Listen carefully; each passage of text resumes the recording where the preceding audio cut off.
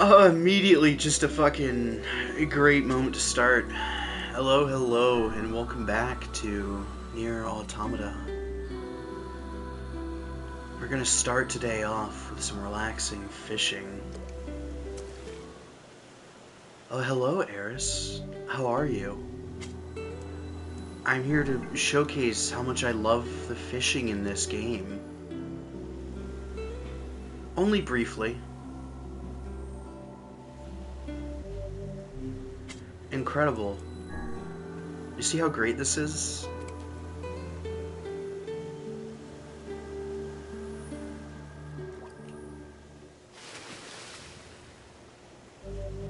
I found a shark. But I didn't set any new records. What a lovely fishing day this is. Eris, what an entrance. Truly.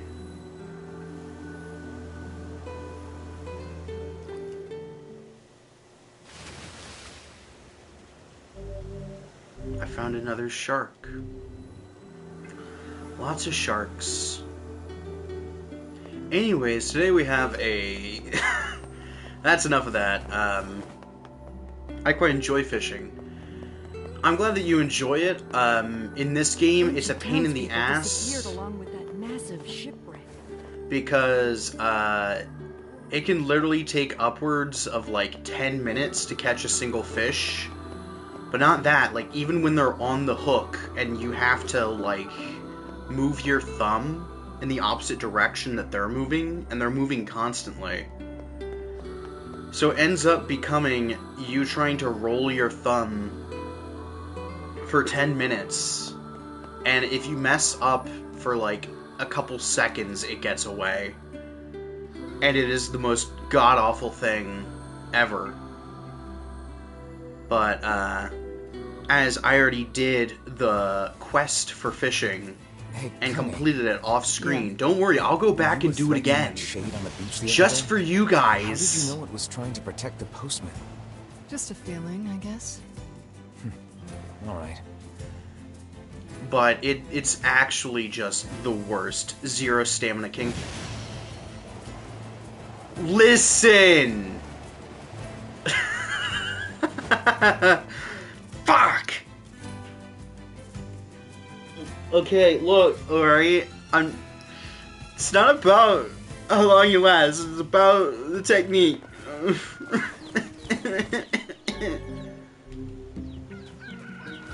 But in this game it actually is, because once you like do all the quests, your quote-unquote fishing technique gets better, and it makes it so it takes less time to catch fish by a lot. So in the context of this, yeah. Oh sure, the guy with the necklace? I don't know where he is now, but I've heard some pretty sordid tales about him. What sordid tales? I don't know, but anyways, we are back in town, and after all of the chaos of last time with the fish girl and the giant evil Toho section where it's pointing my camera at the sky so I can't see, we are back on happy times, finally. You'll see why. First we gotta go talk to Popola. How is our gal pal?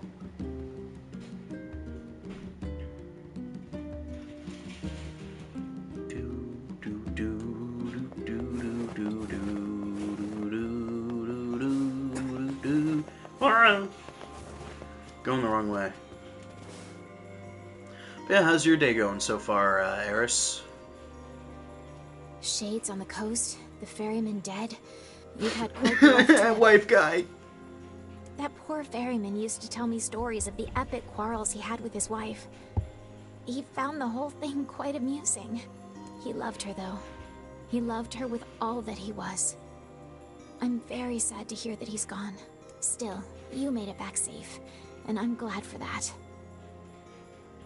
Yeah.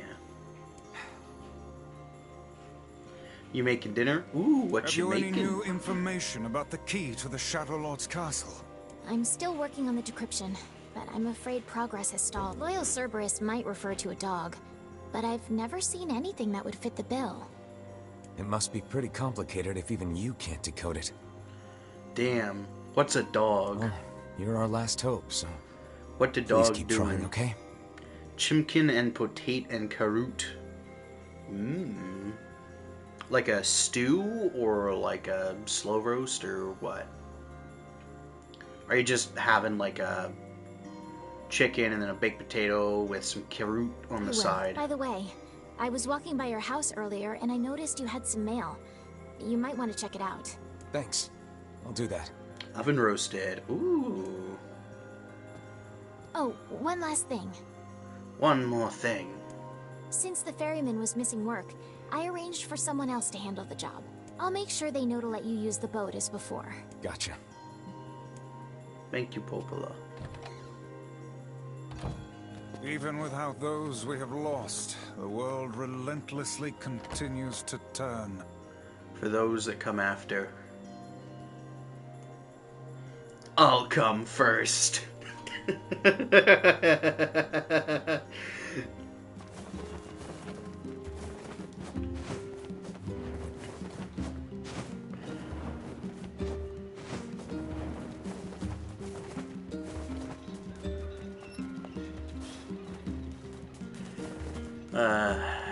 I'm in a kind of like exhausted physical and mental state today. So, ooh, hold on. A nice, intricately decorated letter. As per Rule 25,656, please consider this your official notice that the King of Facade has chosen to enter into the ceremony of matrimony. It's a marriage! Please lodge all objections and or congratulations through official channel stated in Rule 38,585. Now keep in mind, I just want to point out, I didn't really think about this until much later, but they took 58,000 rules over time before they figured out that, hey, if the king is missing, we should look for him. So all of this came before the, hey, the king is kind of important. Anyways. Sincerely, the Facade Royal Office of Marriage and Other Legally Binding Contracts and Concerns. P.S. Hey guys, it's me! It's the King of Facade! Sorry for all this formal stuff. Listen, I'm getting married, and I really want you to come. So, get over here. The king is getting married. It does this old book good to see a boy become a man. Yeah, so today we actually have a happy little tangent. Probably not a good idea to turn down a wedding invitation from a king. Let's Probably go to not. Facade. But now for my favorite arc, the wedding. Where the two best characters get married. Any guesses who the king's bride shall be?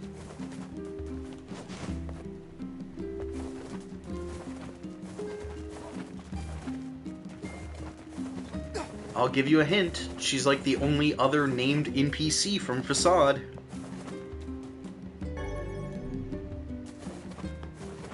And she's fucking adorable.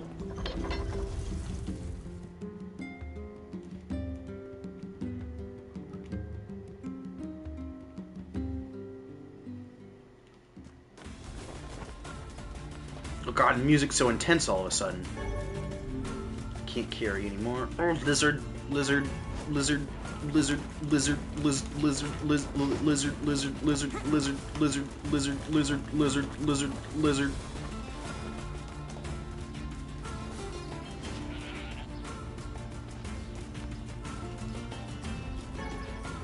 That's a Lichen. I don't remember her name. Lol. Wow. Wow, you hate women. You actually just hate women, huh? Come on, Eris. I thought better of you.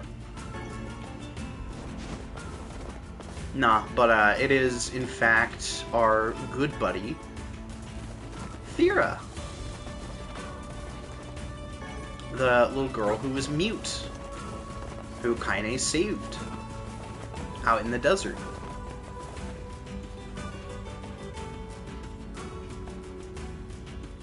She's great.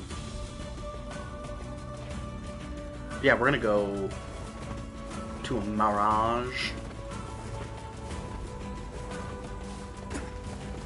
One of the few times in the second half of the game where... Oh. So it just mirrors the sandstorm gotten a little bigger. I don't remember if it has, but it certainly feels that way, huh?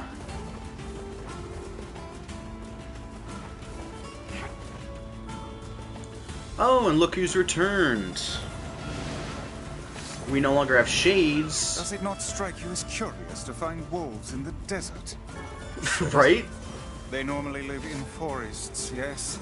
Deserts would seem to hold little sustenance for them. Well, we can certainly guess what they've been eating.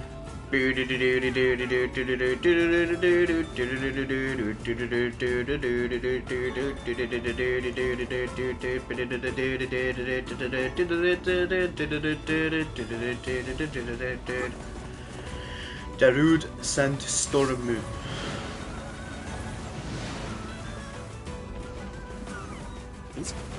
Oh, they're actually kind of tanky, huh?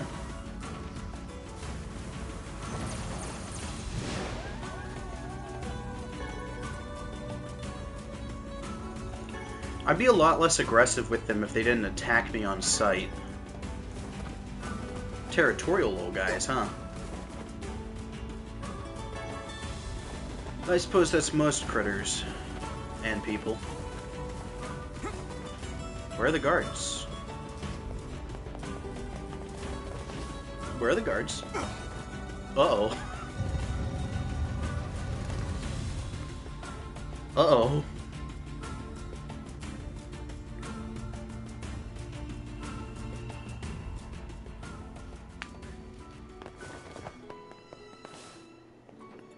Kaine, you got some other people. Hey, ta engi tachi sarato te zarata. Urekizi yorite yuta. Huh. I received a thank you letter from the children I used to take care of. I guess they turned out all right. Ariken zitaza te soto serareku. I had no idea what I was doing when I started, but now I have the confidence to keep performing my job. Aww. I love Facade. Facade's so good. Era says my boy is so territorial with other animals. Do you like flowers? Sure, yes. Why? I love flowers, but there are so few out here in the desert. My dream is to find some flower seeds and turn this desert into a beautiful garden. I'm trying to collect pink moonflower seeds. It'd be great if I could get 10 of them. I'm not growing your fucking flowers. Not in this run through, anyway.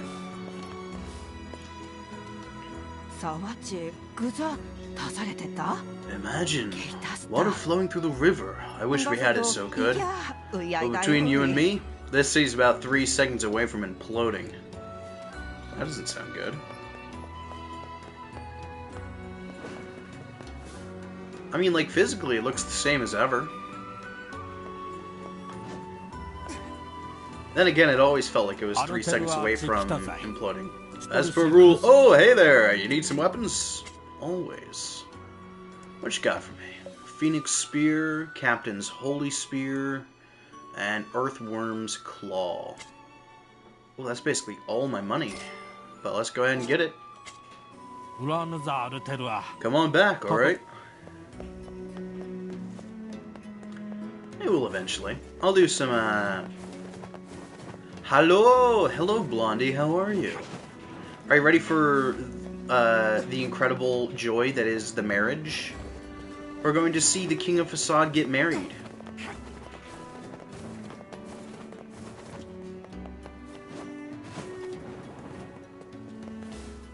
And you'll never guess to who. I'm Blondie, says Eris. Are you ready for this? Are you ready for the incredible guaranteed response? I wish people... Eris! Have you ever seen the TV show Cheers? There's a character in it, Norm, who just everywhere they go, everyone knows them. That's like Eris. Just whenever Eris pops into a room, it's just Eris. No, I'm not a million years old. That's fair. But yeah, the whole thing is just everyone knows Eris. Eris is great. Everyone loves Eris.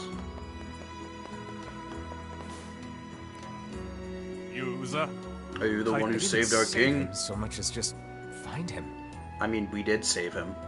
As they should. Yeah.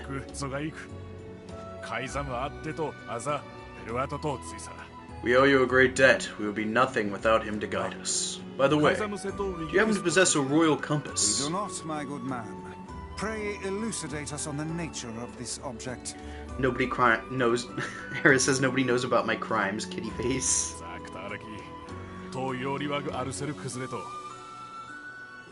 Ooh. It looks valuable. Are you sure? Then we would be... And that is a very useful item. We can now traverse the sandstorm without getting turned around. But let's go ahead and enter the palace.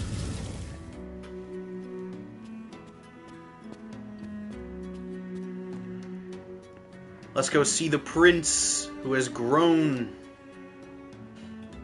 Ah, Kakere! Oh, you came. It's been so long. We hear your days of bachelorhood are coming to a close, King. With the modern, like, lingo. Sup, king? It really does feel like we're just like, sup, bro. Congrats. Forgive my prying, but we are all eager to know the identity of your lucky bride. Oh yes, how rude of me.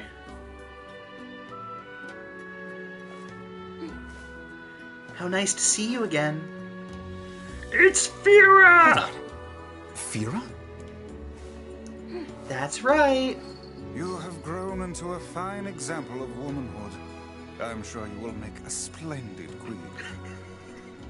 There's something so funny about just like a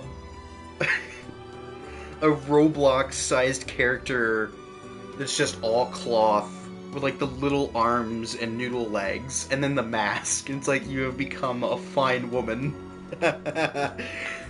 You may not like what you see, but this is peak performance. Kaine's gonna want to see this.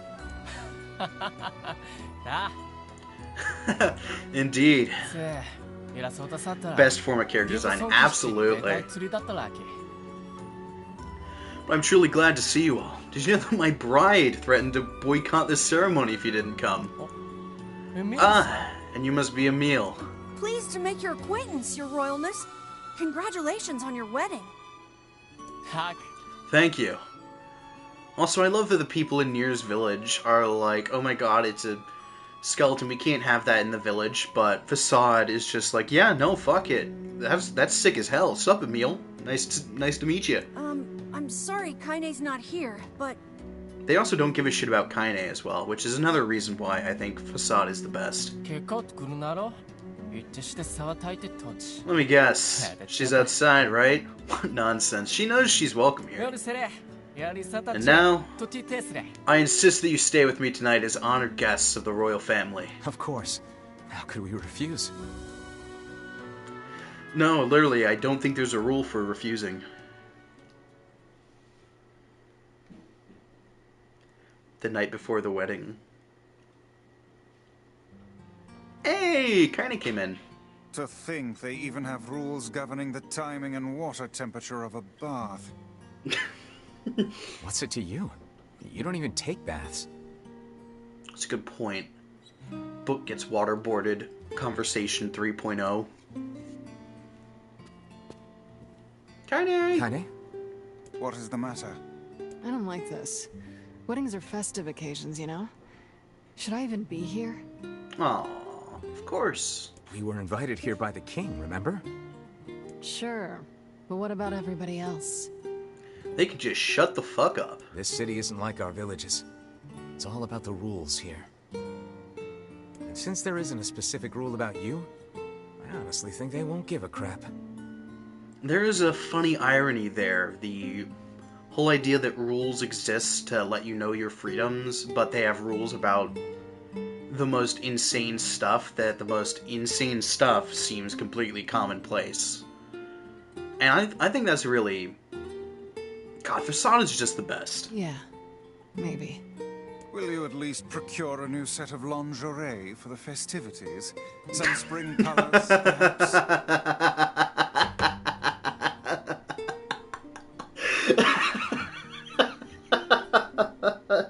Fucking got him. Keep talking, book. I'll rip your pages out. Let's see how smug you are when I toss you on a campfire. Let's see how smug... Good night, Kaine.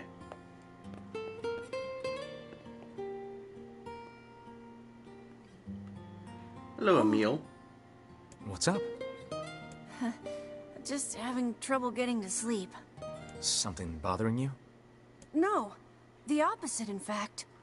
I'm just so excited about the wedding that I can't settle down. Yeah, you're practically levitating with joy. I bet it's gonna have streamers and dancing and bears on unicycles and everything. Oh, I hope so. I would love some bears on unicycles. I'm sorta jealous. I wish I was Vera. You'll find a nice bride someday, Emil. That... I don't think that's what he meant. Huh? Oh, right. Bride. Aww.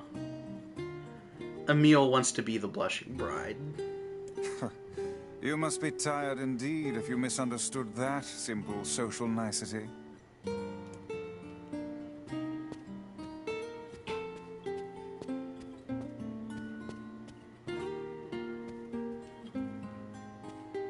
But yeah, well, it wasn't really hit upon before, or you might have read it as Emil just kind of admires the protagonist. No, Emil is very much, swooning over protagonist Nier. Thinks he's just the coolest. And, he is in fact... Emil say yes to the dress. Yeah. Emil would love to be wearing a wedding dress, and it's great. Yeah, that's not exactly it. Nier and Vice, aggressively heterosexual.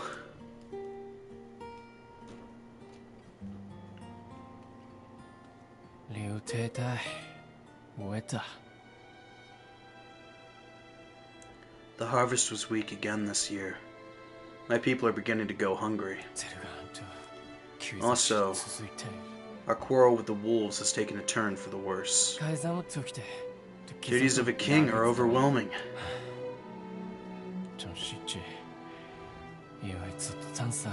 In truth, I feel somewhat guilty about holding a festival to celebrate my wedding. Everyone needs to blow off steam and celebrate once in a while. Indeed, your people have earned a moment of rest and respite. I guess that's true. Plus, you want to make Fira happy, right?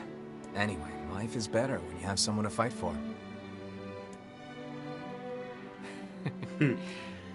It's not written in the rules, but perhaps it should be. Someone to fight for. Yeah, I like the thought of that.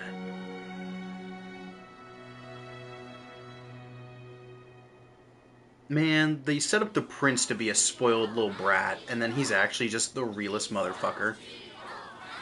Aw, weddings are the best. There's flowers everywhere. Everyone's happy. It's just great. I'm Giant kinda jar of jealous. pickles, my beloved. Aren't you jealous, Kaine? What? Nah. Oh, come on. Meh.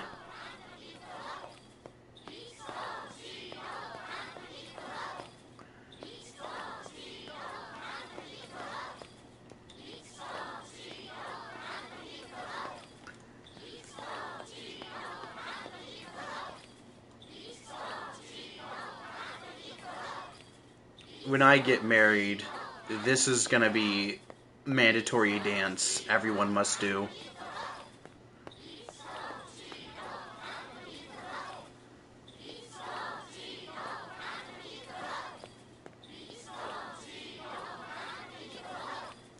Let's begin the ceremony.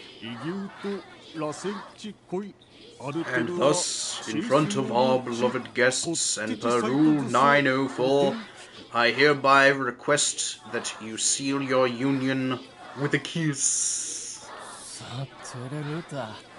This sort of thing is always hard for me.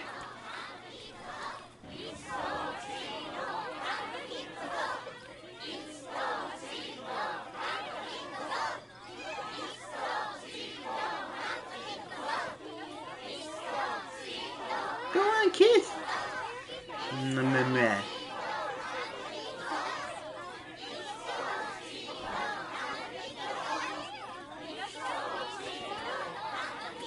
Gangnam Style to you too.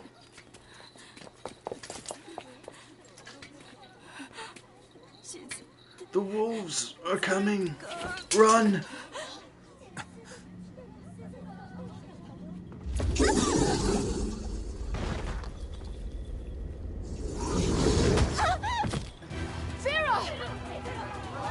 Alright, you little shits. Oh god, I do love how they kind of walk in sync. Like, oh shit, here comes trouble. The leader seems to have the power to reflect magic. Magic don't do shit when you got swords.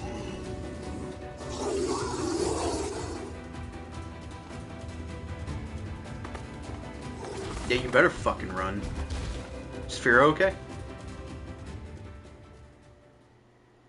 Fira! Oh, who am I kidding? I think she'll be alright, guys.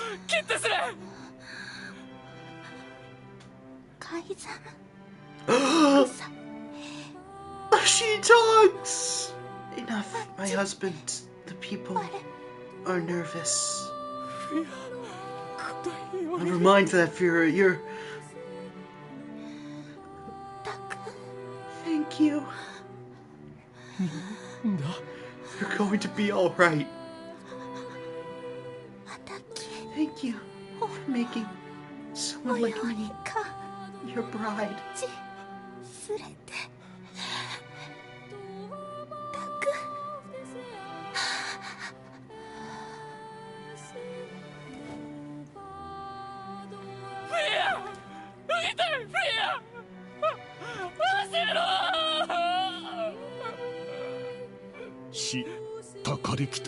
She is gone, my liege. Prouder, more splendid queen there will never be. Your life had just begun. You came from outside. Your existence was hard. But you were finally going to be happy. My liege, I was already sad. I can't believe this. We're going to travel, to see new things, to be together. We're gonna be together forever. We promised each other.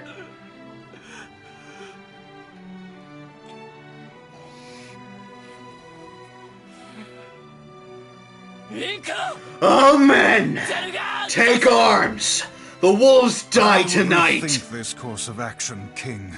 Ahead lies a battle you cannot win. Then I go myself. They must die. Kill the wolves! Kill them all!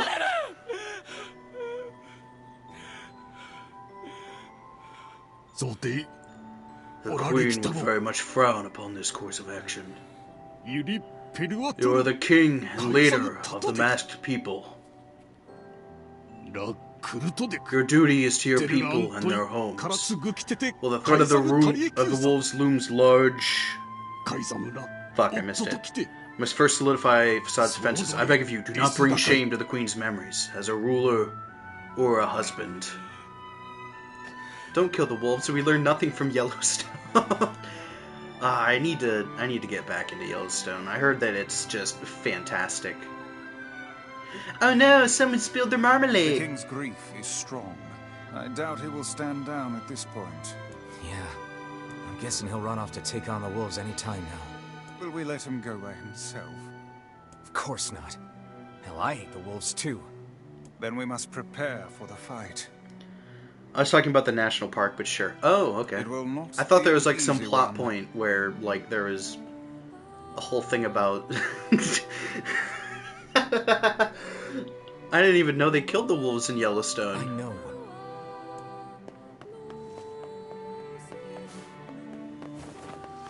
But to be fair, I don't think the wolves are supposed to be in the desert to begin with.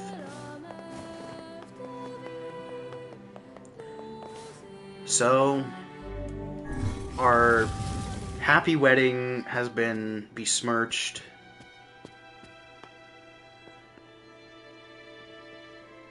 And are now, is it still widowed if it's, Are you ready for the battle? husband? Or is it widower? Well, I really liked Yellowstone the show, but I was getting tired of it at one point, lol. Yeah.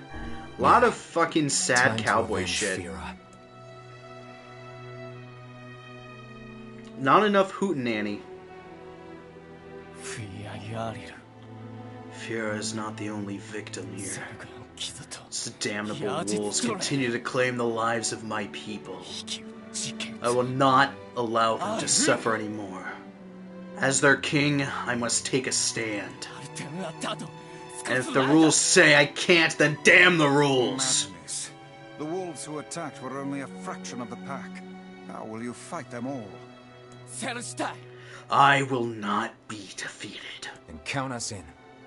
That is too much for me to ask. We're not doing it for you, dumbass. It's for Fira. Kaine, you can't speak to a king like that. Fuck you, child. Well, it's just starting to feel repetitive emotionally. Yeah, If no, this is I get indeed that. the plan, then let us make haste. We can ill afford another tragedy. Yeah. Thank you, my friends. I owe you much. If you can make use of this, please take it. Obtained the one-handed sword, Ancient Overlord. Well, that sounds like a good guy weapon. Where are you going, my liege? To strike the wolves. The city is yours. My liege, this is a violation of multiple rules. Did those rules keep Fira from dying? No, my lord. What did Fira ever do? She was so close to knowing happiness, and she had it snatched away from her. Yes, my lord. Was it Fira's fault that she was so frail? No, my lord. Then get out of my way! I cannot, my lord! You are behaving like a fool. Clearly, you are still young. How dare you?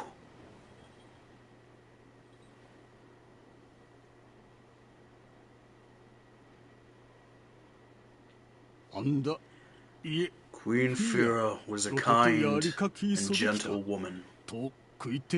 All in our city loved her, did they not? Hear me, men of the mask! Who do we serve? And who is our king's beloved? Queen Fira! Who stained the court of the blood of our queen? The wolves did. Then who are the ones that will vanquish the wolves? The men of the mask! Sire, I request permission to join these men in battle. I apologize. It took time to obtain the blessing of every citizen for the war. You visited all of them? I did, my liege. There are rules for this sort of thing, after all. Rules do not exist to bind you. They exist so you may know your freedoms. Yes, I understand now. My liege, you are a worthy successor of your father. A foolish king attracts foolish people. Do not forget this. You are foolish people indeed, to sacrifice so much for an idiot like myself.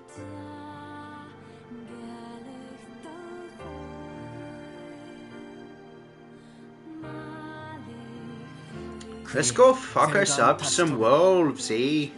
This is their den. Why am I doing Canadian now? I'm sorry to ask this much of you. Forget it. It's for Fira. Let's move. Kicking our ass. Let's go. Honestly, we may finish the game tonight.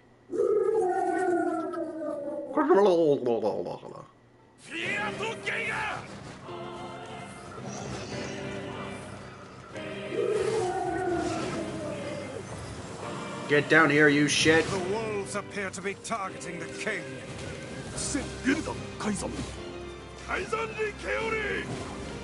He seeks the king of Facade. Yep, so we must protect.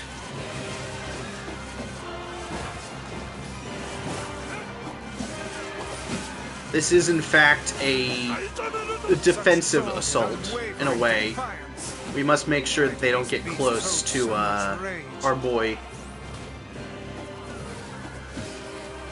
The smaller wolves are not infected with shades. But as for the leader, If even one shade is here, then I have to kill all of them. Come, wolves! Taste the sting of our blade! I'll not leave a single one of you alive! Protect the king at all costs!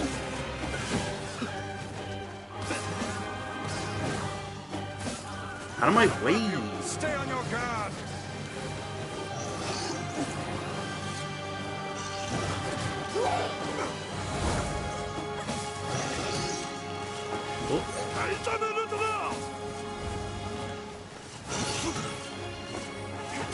Come on, you little shit. Fira, I shall avenge you! Get fisted, idiot.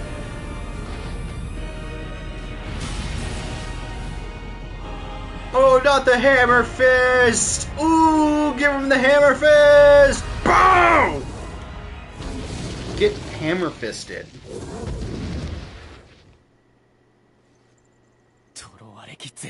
Horrid beast! Die! We cannot know peace so long as you draw breath. Fuck you, man. This is for my people, and our fallen, and for Fira!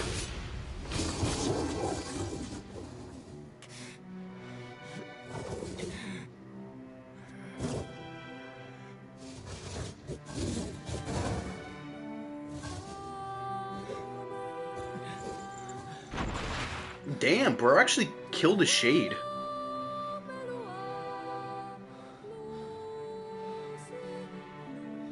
The shades are tough as hell in this.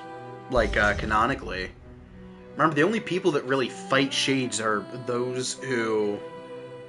Well, Nier was able to take on, like, baby shades by himself. It wasn't until he met Grimoire Weiss and gained magic that he was really able to fight shades. And even then, he struggles a lot. But the King of Facade... while we did weaken it quite a bit, he was in fact able to kill a shade.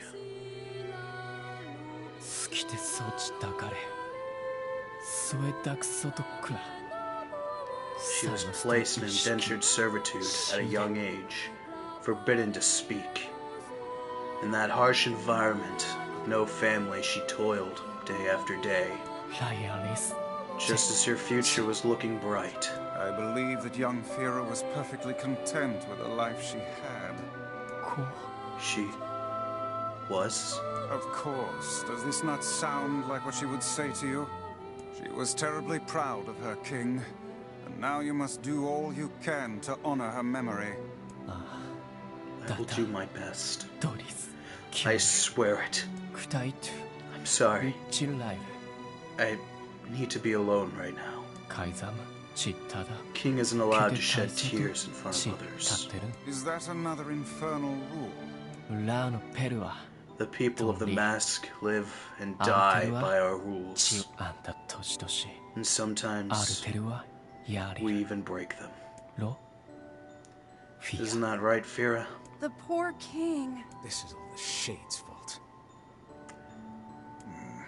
Well, Emil, now's your chance. Make a move. Me nudging. Me nudging Emil at the funeral. Hey, hey! So he's single now.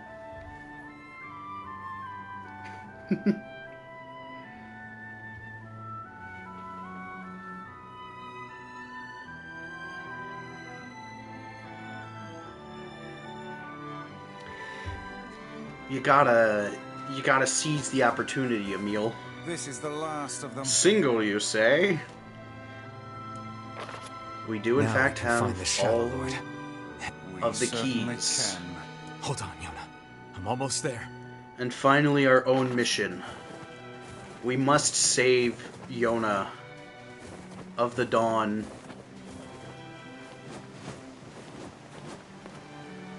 It appears to...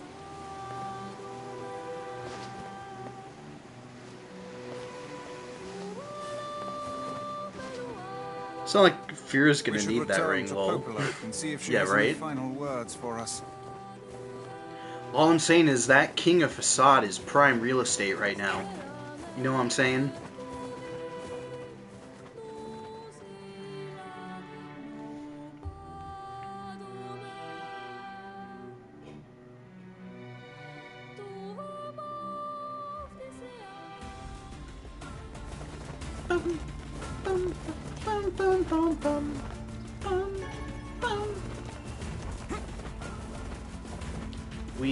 Oh, lizard! Lizard! Lizard! Lizard! Lizard!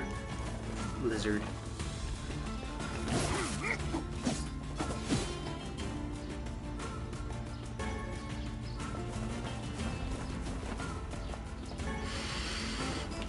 By the way, the second half of this game is more or less... Oh, lizard!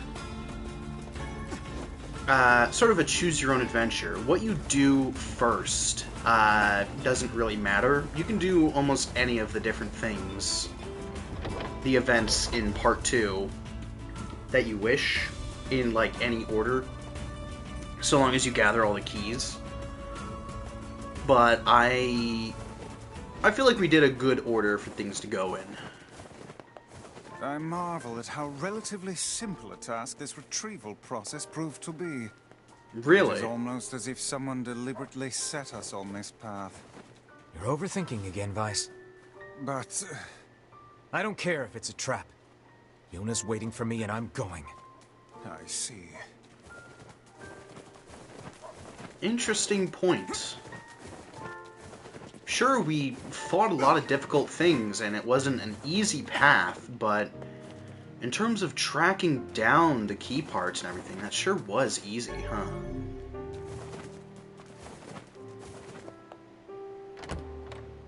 Relatively simple. Is this part of the Shadow Lord's plan? Let's ask Popola, our good friend. And Devila, too. You're really gonna do it? The whole village is buzzing, you know. They say you're gonna go rescue Yona. I guess it's really happening, huh? That it is. I'll bring her back. I promise. About that. Yeah? Nothing. Never mind.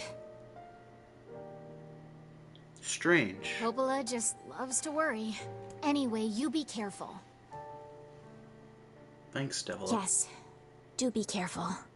Thanks. Please be careful. There's almost a pain behind those words. Be careful, alright?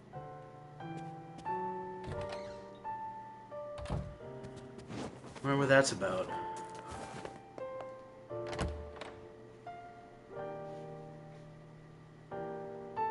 Also, I mentioned this before about this merchant named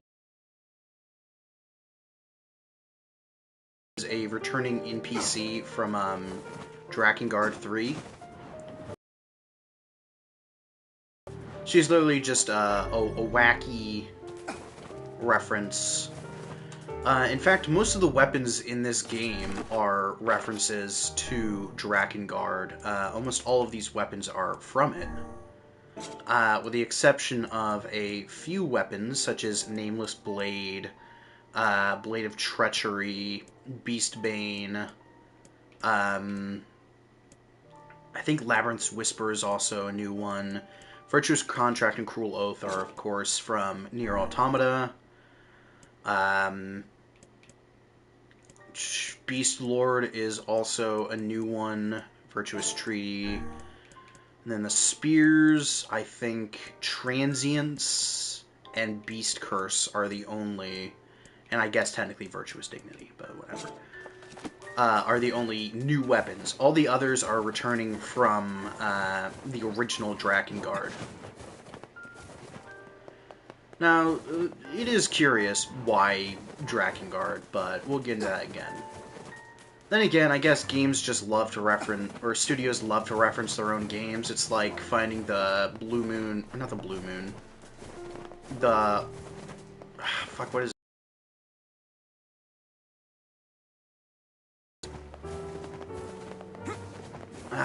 Fuck, what is it called? The Moon Greatsword from Dark Souls that was originally from Kingsfield, but then made its way into not Metal Wolf, motherfucking Moonlight Greatsword, that's it, thank you.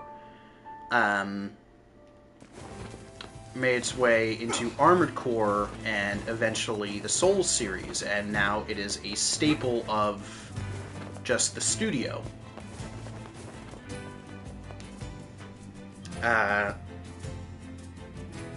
There's lots of different studios that like to reference their own things like that. But in this case, I'm pretty sure it was literally just reusing assets.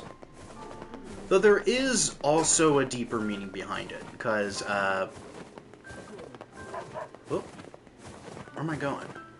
Oh, right, I have to take the ferry to, the old placey face. But yeah, let's go ahead and finish up the story tonight. Oh there. Popola told me about you. Just tell me where you're going, and I'll take you there. No charge. Thank you. We are headed to the Lost Shrine.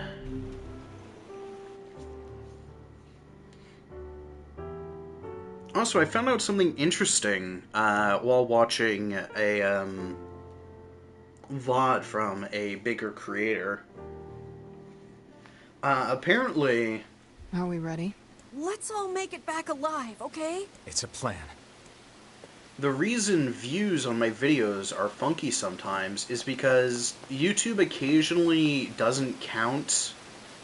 They have like a criteria for what counts as views, and some of them are ridiculous. For instance, you guys don't have to worry about this. It literally does not affect anything on my end, other than just lying about numbers. But,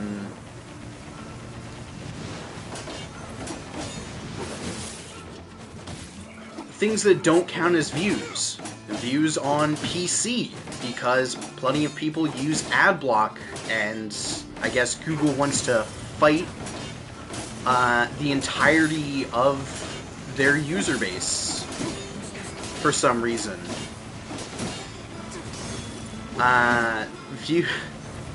In live, people who lurk or are not actively like commenting every 3 seconds don't count as views, which is absolutely insane.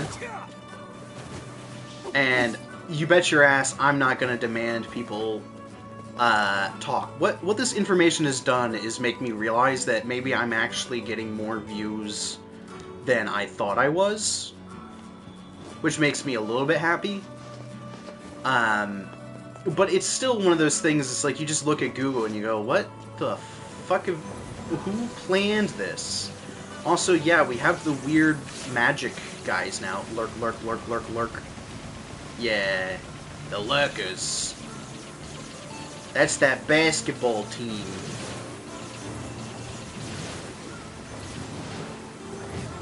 Oh, hey, what's up? I didn't even see you. I love to lurk. It's the best part, right? Yeah, so obviously don't feel like you have to comment. I want to make that abundantly clear. But it's just something that is absolutely insane that Google is doing that I thought was worth telling you so we can laugh at them together. Because they are dumb. What a thrill, with darkness and silence through the night.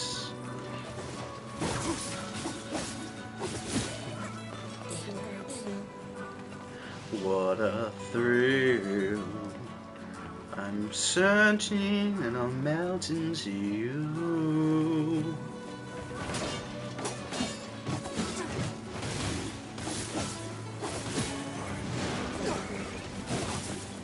Whee! But yeah, if you ever wonder why Google, despite the fact that they were so ahead of the game for so long, why they are now just kind of one of several companies that are kind of dominating computers and stuff, that's why. Because they fucking suck at making any kind of decision that benefits their platform.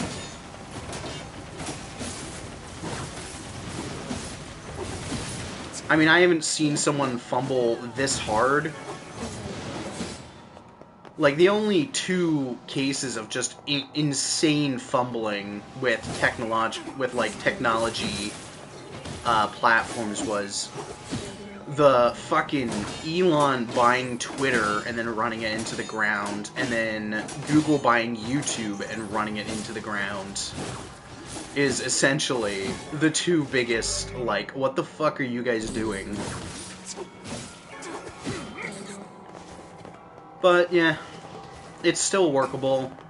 It doesn't really affect me at all. But I just think it's mildly amusing and worth sharing. In other news, we're gonna save Yona, guys! I'm sure this game will have a happy ending, right?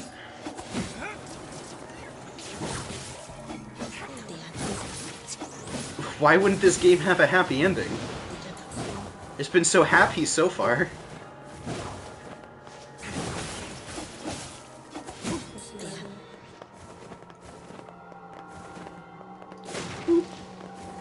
We got some merbs. Let's go through. I don't think we have to do the puzzles again. Pretty sure we can literally just walk through these doors and not give a rat's ass.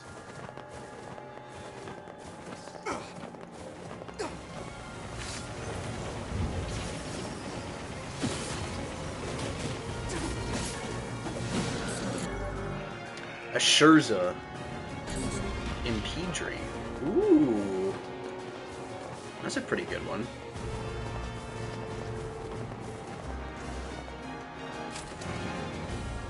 Let's go. We are on a mission to save our motherfucking sister from the fucking Shadow Lord.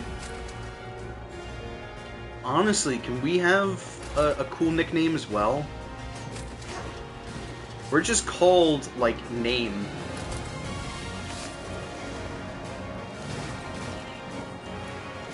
Can I be called, like, the Lord of Light, or, like, He Who Shall Not Be Named, or something epic like that? Why do the bad guys always get the cool names? What the fuck's up with that, huh?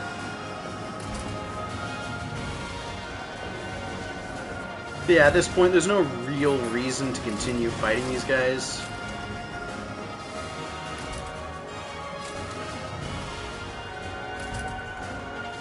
So we just continue until we get to the door. The music's kind of going hard, though.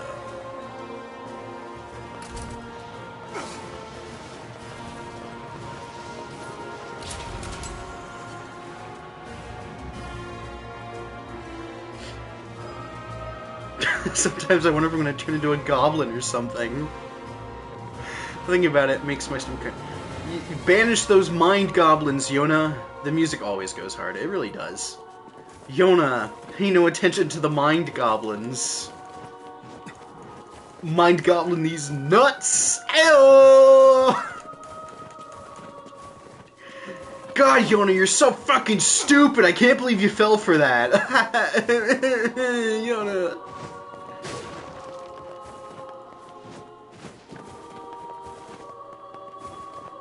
Yeah, that's the least believable part about these siblings, is that Nier is not constantly just being a complete and total ass. Then again, I suppose that's what having, like, terminal illness does. It makes you a good person.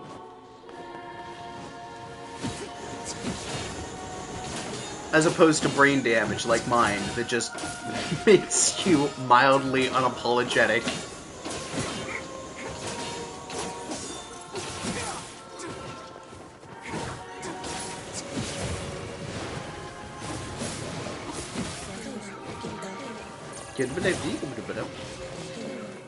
I don't know, Eris, has brain damage made you a better person, would you say, or has it just kind of made you more eepy and overall annoyed at idiots and people that waste your time?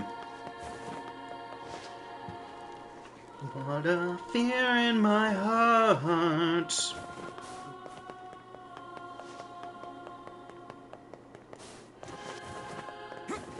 But you're so supreme.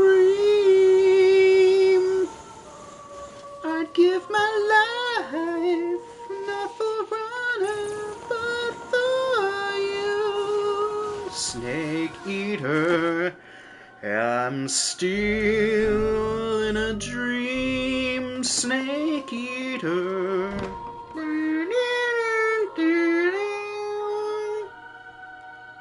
Everybody wave to Yona. Such an ominous sight.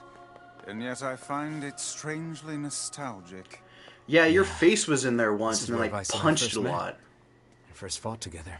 Just kind of made it a little harder to live, lol, right? This is where you used to live, Vice? It's Well, like... yes, I suppose. In a technical sense. It's like everything just got more difficult, and I started giving less fucks what people thought. Like yourself. It really went from like, oh, I need to please everyone to, alright, look, if you're nice to me, I'll be nice to you, and if you're not worth my time, you're not worth my time. And I'm okay with being, like, mildly rude or teasing people. Where before I might have been like, maybe I should just stay quiet. Brain damage is fascinating. Where was this?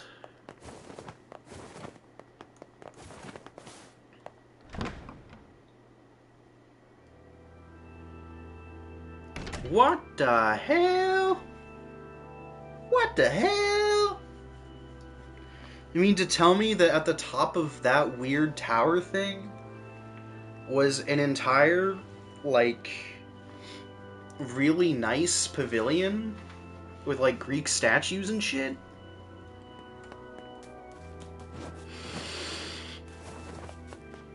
Crazy. I'm gonna break all their boxes.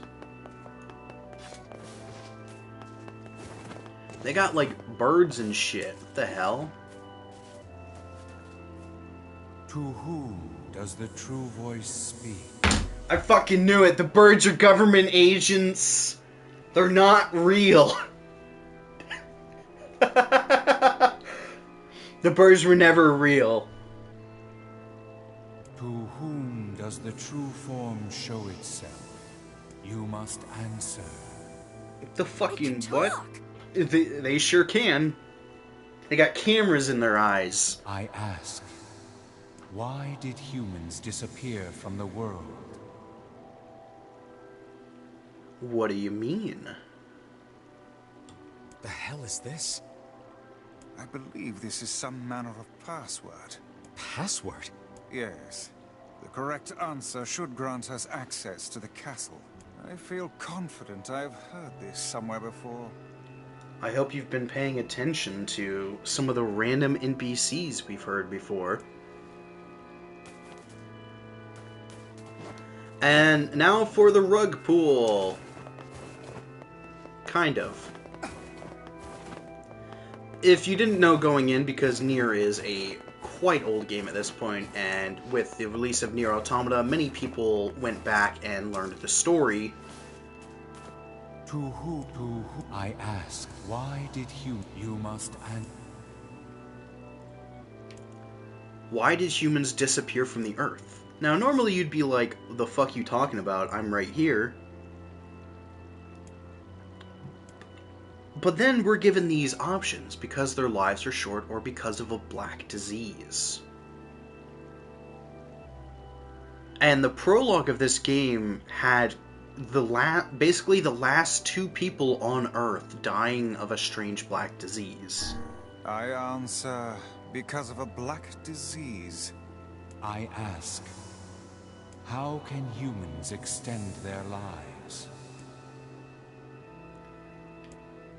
By acquiring leaves of the sacred tree, or by separating body from soul. I wonder what happens if I answer wrong. I answer. Ah, it teleports you back. Okay, so that's not too bad. So this is kind of forces you to learn the story. Alright. Cool, cool, cool. Yes, yes, I know, it's birds. The government birds. I don't think their concussion has changed my personality much, but therapy, meds, and self-reflection have. It's all tied together, Eris. It's the experience, along with, like, does the true voice speak? To whom does I ask? Why did humans disappear from the world? You must answer. Tired of these motherfucking government agents in my motherfucking bird bath. I answer, because of a black disease. I ask, how can humans extend their lives? By separating body from soul. I answer, by separating body from soul. I ask, what is the destination of souls? They're placed in their corresponding shells, or they are in the promised land, bursting with light. They are placed in their corresponding shells. Answer, they are placed in their corresponding shells. Very well. You are acknowledged as master. You may enter. Well then, it seems the way is open. Well, that's very on the nose. I wonder what it could mean. Obtain the two-handed sword, Phoenix Sword. About rebirth. I wonder what this location has to do with rebirth. So we know that 1,000 years ago, people were dying of a disease.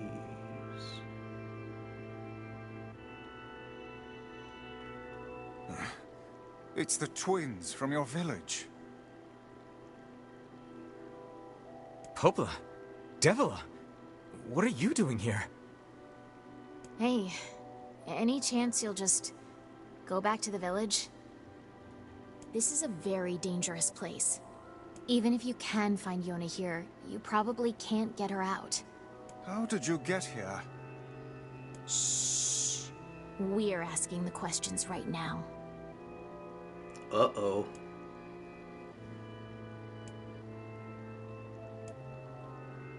What are you two doing?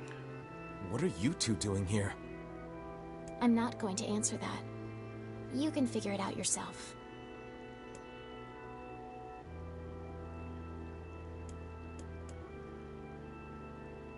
We're not heading back. We're here to save Yona, right? We're here to rescue Yona. Why are they here? No dice, huh? Well, I guess we don't have a... No, I suppose not. How sad.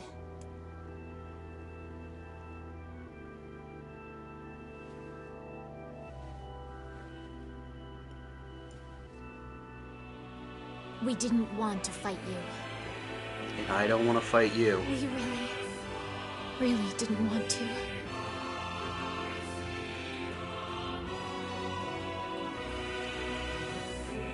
Devil, what's happening? Sorry, but this fate was predetermined. Still, we spoke to truth. We really wanted to avoid this if possible. We were hoping to put it off for 100 years or so. Until the next generation came along. What are you talking about? Are they shades? I don't think so. It's a lie. I don't believe it. So, it is revealed that the plan... The cards were always stacked against us. We never thought we'd grow to be this powerful. Devila and Popola were against us from the beginning. You have no cause to Why did they help us? Grimoire Weiss. You are a traitor. Weiss is a traitor?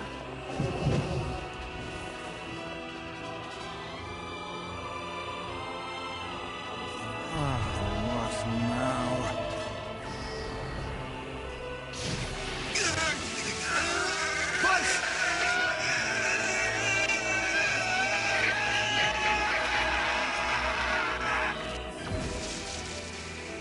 They copied my powers. They fucking... Shingle. They can use the sealed verses. Of course we can. The power came from us in the first place. You were simply loaned a small portion of it. Weiss, are you all right? Devila, Popola, why are you guys doing this? Why are you siding with the Shades?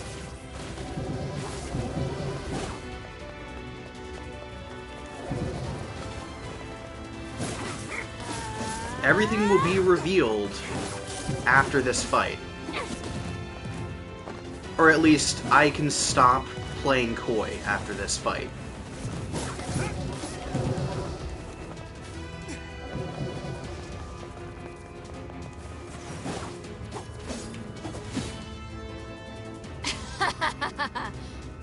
Why?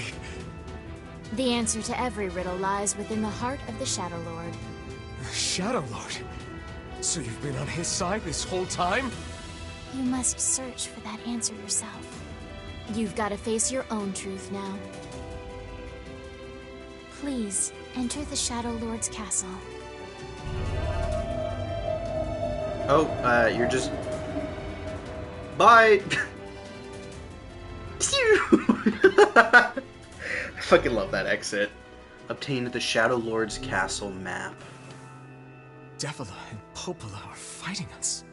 Yes, they do seem to be putting us through a great deal of...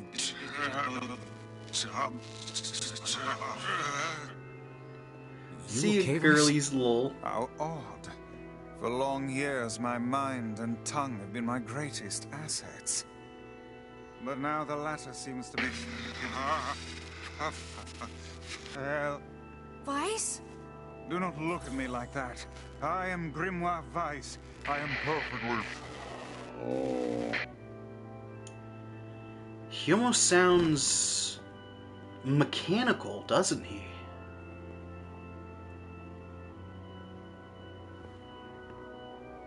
Goldie is going to make some tea? Hell yeah. And while you do... NP, hold on.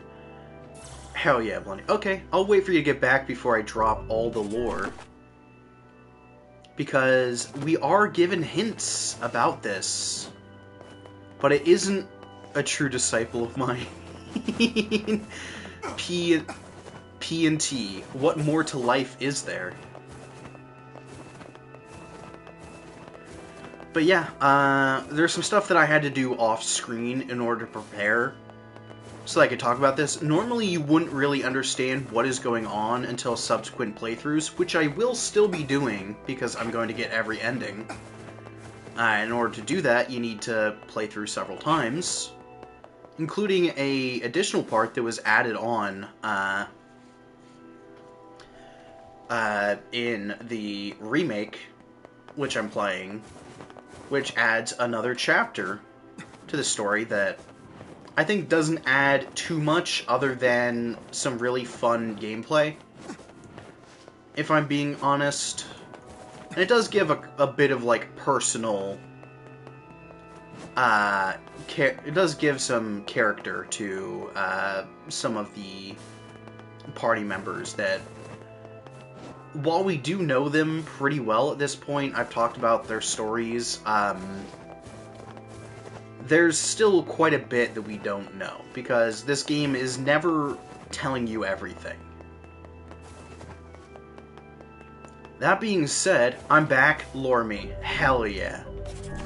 So, I was complaining to my friends about how much I fucking hate fishing. This game's fishing is atrocious, but it is also necessary to upgrade some of the weapons that we have.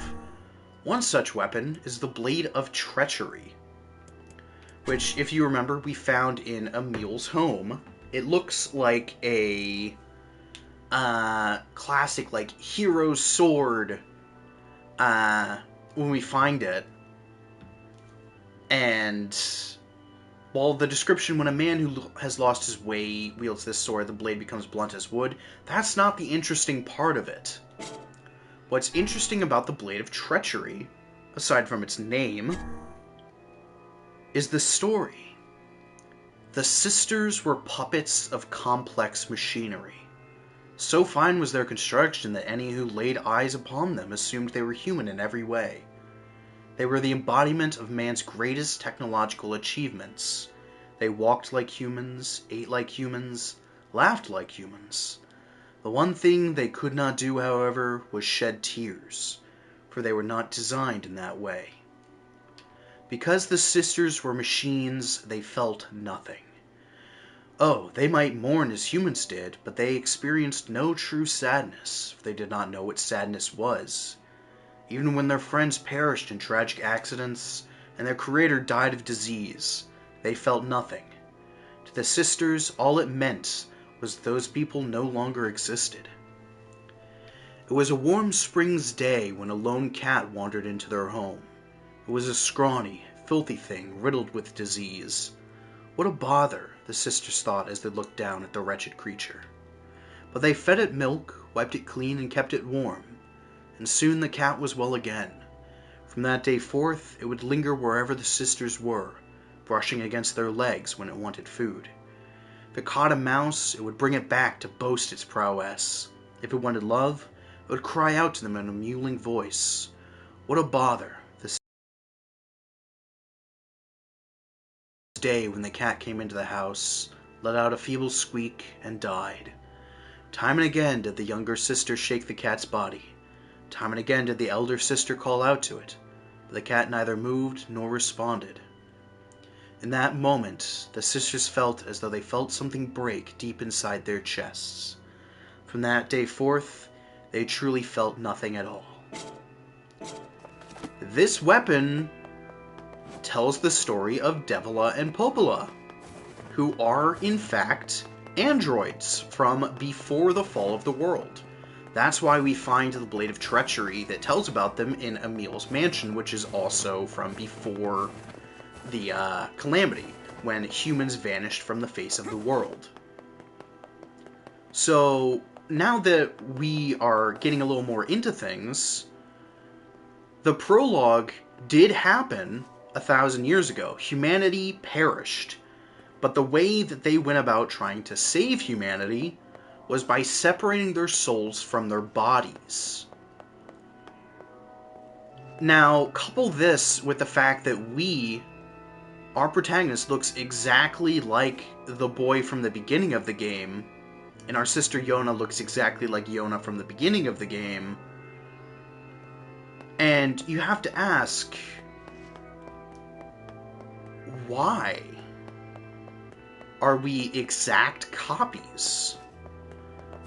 And furthermore, the Shades, they were able to possess certain people, and one of them, the Shadow Lord, whom Devila and Popola side with, is almost a perfect match of us, except translucent and not physical. So I ask, are we Nier? Are we our own person?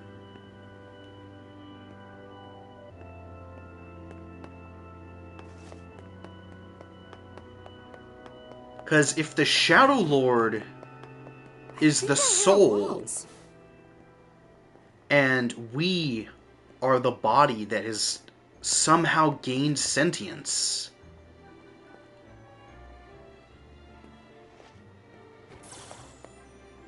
which one of us is the real one?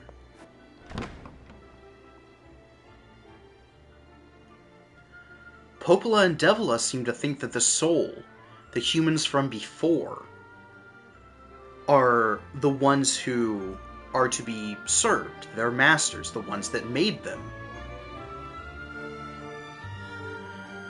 And here we see the souls of people.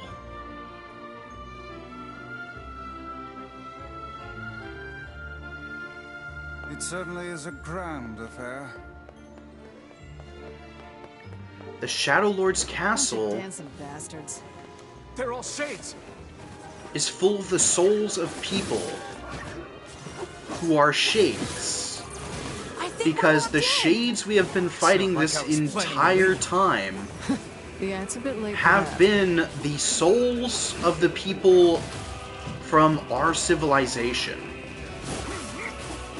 The ones that were removed from the bodies that were plagued by the Black Scrawl. This mysterious illness that I won't reveal the source of just yet. But this entire time, the reason they have been attacking people and possessing people has been because they want their bodies back.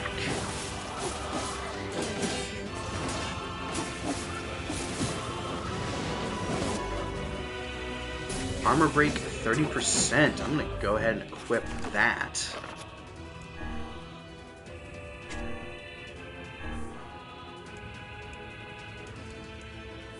I'm gonna go ahead and put armor break on here.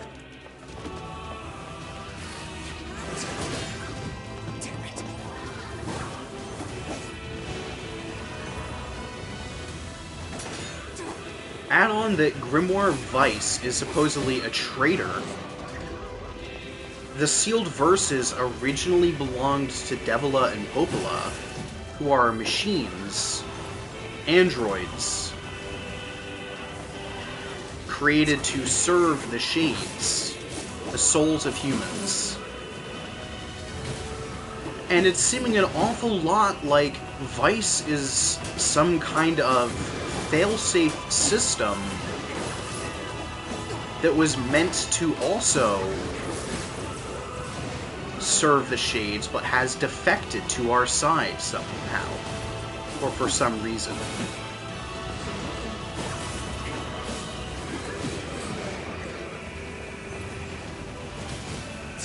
It's a fascinating moral dilemma that the characters in the story aren't facing.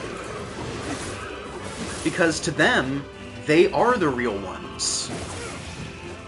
These shades are nothing but monsters to them that they're told are their souls from another life or something. But if someone told you that about a monster that wanted to kill your friends and took your sister, kidnapped them, and murdered their way across the village, and you're told they're the real one and you're just an imitation, obviously it's like, right, I don't believe you.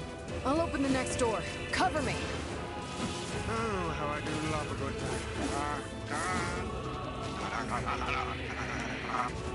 And Vice is continuing to freak out. Protect the hussy, yes? Good plan. Let's go. Protect Kaine for us. Stupid door. Come on. Oh, come on. Kaine, hurry! God, get over here. It's not open yet? Do I look like a goddamn locksmith to you? No, you idiots. What are you doing? Lock doesn't want to open? Fine. I'll just break it down. Stop, you impatient fool. Get over... Please! Just stop moving! For like 3 seconds, thank you! Ugh. Damn no good bullshit bastard! Open the fuck up already! Ugh. Got it. Kaine! Got look it. Out.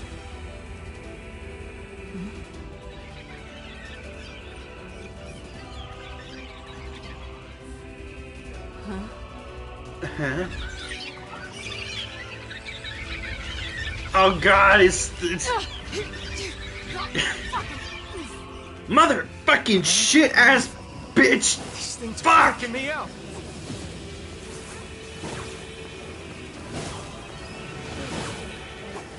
Kaine, what's wrong? We need to help Kaine!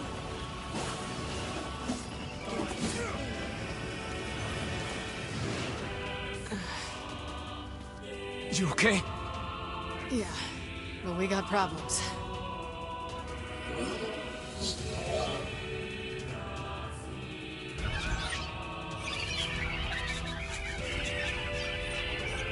Oh my god. Transformers.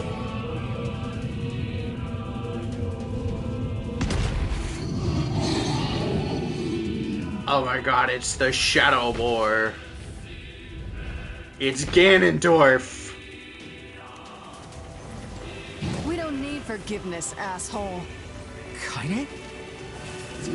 Orbs. Yes, and there's something else here that, you know, we've had alluded to us.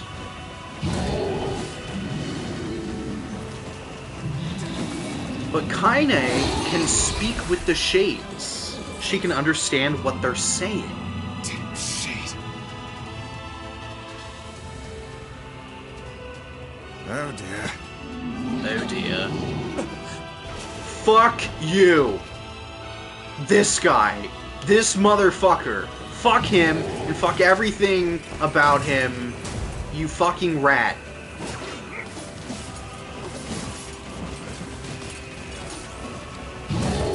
Now we're doing a lot of damage to him, right? Wow, we sure did beat them.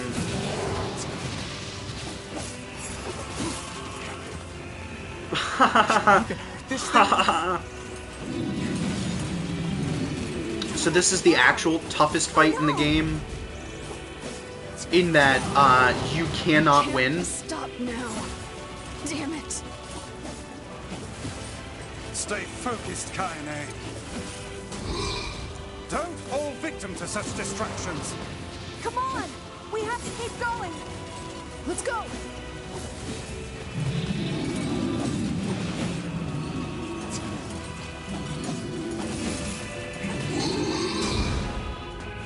This way! Move! Now that's down, we run.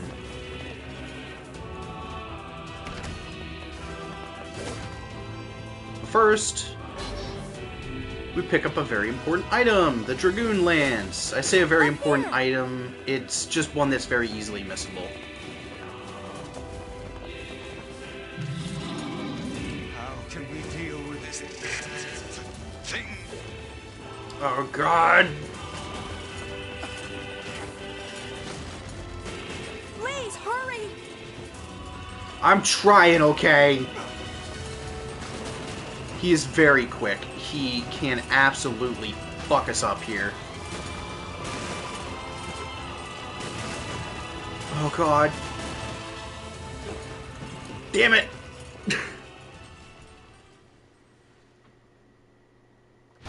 I think that's our first game over.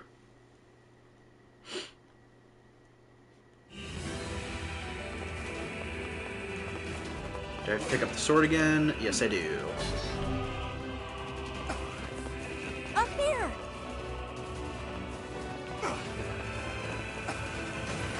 Defeated by Pig? Oh yeah. Pumbaa don't fuck around. They call me Mr. Pig. Please, hurry!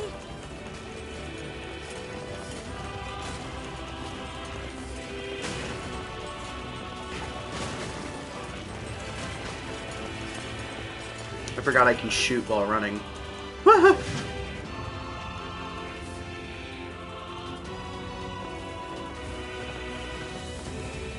Get this door open! I can't get it open!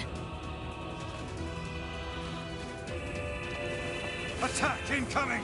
Thankfully, we managed to not get immediately dogpiled by this thing multiple times, as has been known to happen to me.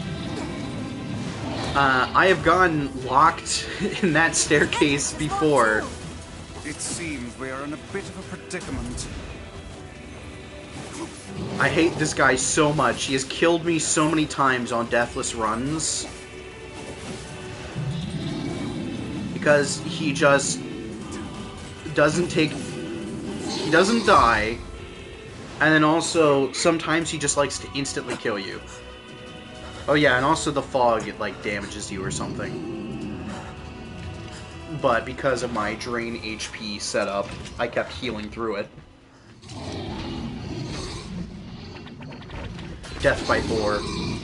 Staircase of Suffering, yeah. It got hit by spears? My boy! I'm surprised this one gave you so much trouble. T-Rex, what's up? We're in the end game now.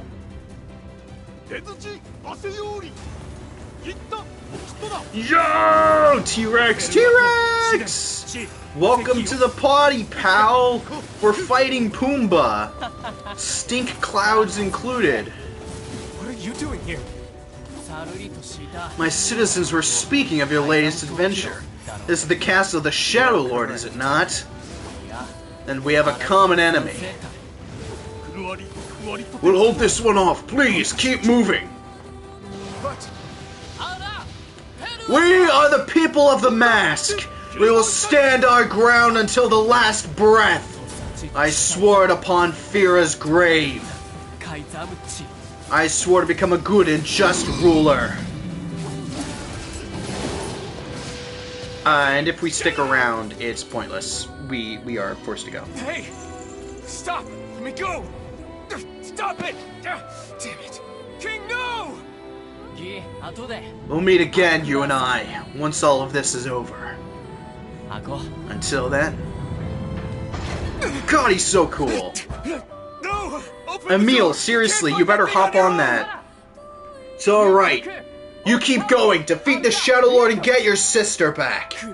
You must once again know the joy of having one you love by your side. I don't know if that's the right phrasing, but I appreciate it. Say, how many rules are there about what to shy before dying in battle? 88, my lord. Amazing! How do you remember all these things? Do not despair, my liege. We are with you. I know. Let's try this again. By the honor of the mask! For the honor of the king! For the honor of our queen! I fucking love Facade. They're such homies. Open the damn door!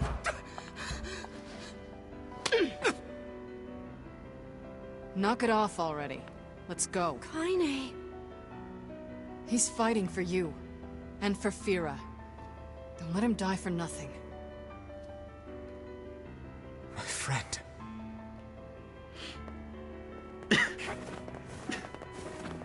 And so, he goes out like a fucking baller.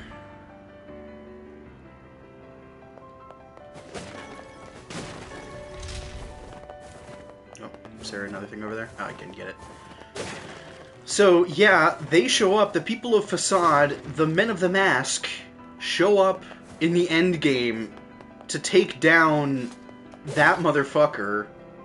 And it's awesome, and also makes me hate that motherfucker even more.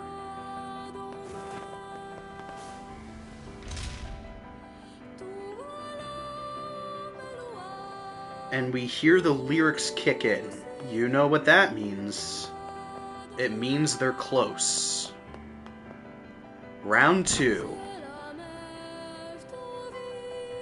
How are y'all doing? We're getting tragic up in here. How about you, T-Rex? Sobbed over the dinosaurs last night, but other than that, great. How are you? Those are some comfy chairs for what has to be the least comfy room of all time.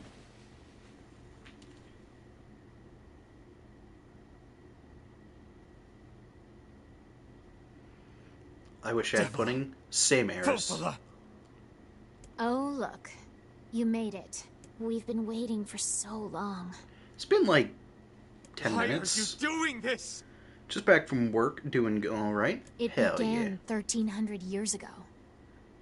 In the time before the world began. Humanity, finding itself on the brink of extinction, undertook a last-ditch rescue plan called Project Gestalt. Gestalt? Do you still not remember, Grimoire Weiss? I don't know, I think you kind of did some brain damage to him. Then let's give you a refresher.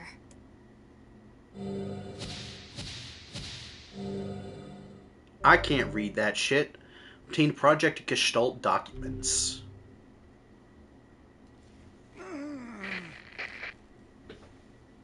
Weiss! My mind. I remember. Devila. Opala. You are not human. In fact. Oh no. None of us are human. Yeah, sometimes the truth can be a real bitch. You want to finish that thought for him, sister? Bam! Devila, once again proven to be a real one, dropping the B word without hesitation. All of us, every person standing in this room, are mere shells created by the true humans. What are you saying? You still don't get it? You aren't human. So then humans, I mean, the true humans, are extinct? We're all robots? No, only those two. Only Devila and Popola are robots, and I guess maybe Weiss and also now Emil. Emil was once a person, but turned into, like, some weird machine cyborg weapon thing. But those two, Devila and Popola, are androids, mechanical puppets. No, they still live on. You know them as Shades. Shades are, in fact, humans. The real ones. The ones that supposedly went extinct, but they removed the souls from their bodies, leaving behind empty husks. And they became Shades, who were mostly peaceful until something happened. A twisted remnant of what was once a human being. Crazy, huh? Now let's skip the part where you stand there with your mouths agape and just get down to business. Damn, okay. Fine. Wait. Not even a second. Sorry, but we're gonna be needing that shell of yours. The rightful owner has been waiting for a very long time. That's right. The Nier we played as in the beginning, in that store, is the Shadow Lord. Please don't be angry with us.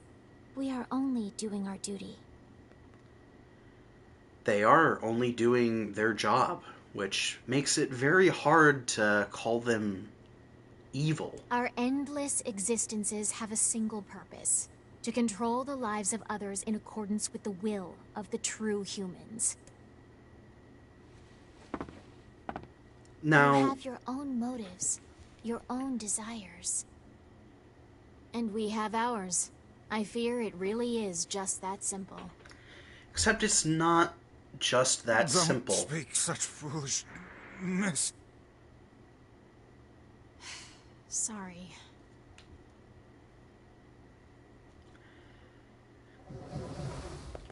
The truth is, we weren't meant to have You and us, goals at all. We're the same. Tools in the hands of a master. No. I'm nothing like you. Oh god, she fucking punched me, you rat. Also, why do you get cool, like, tornadoes of bullet time. I don't get that shit.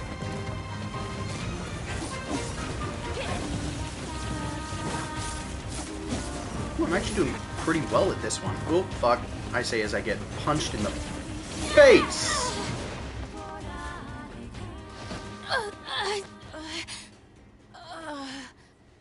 Devila?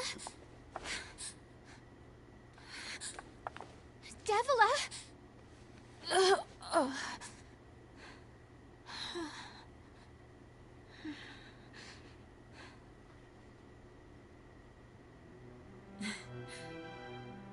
Popola. Are you crying? No! Don't die!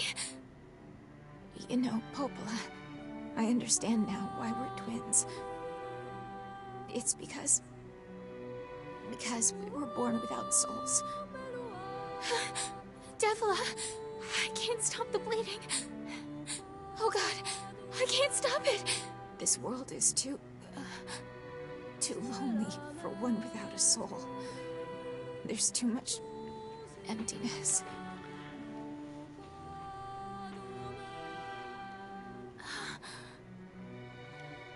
Our souls are missing. And yet somehow our tears still work. It's kind of weird. What defines a soul? I love you. Devila! Devila! Don't you go! No, I can't be alone!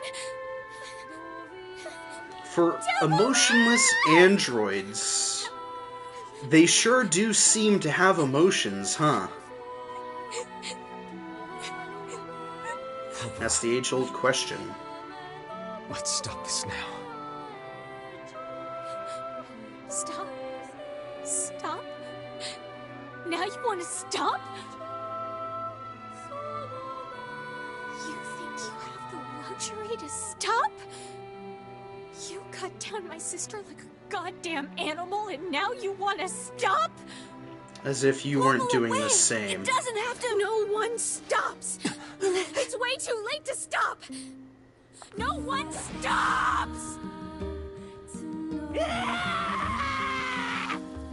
Please, God. don't do this, Popola! You and Devila were like parents to me! Those two have watched the world wither for time immemorial. The cruelness of such a fate is difficult to imagine. I don't want to do this! I don't want to fight her! Stop bitching and start fighting. It's the only way.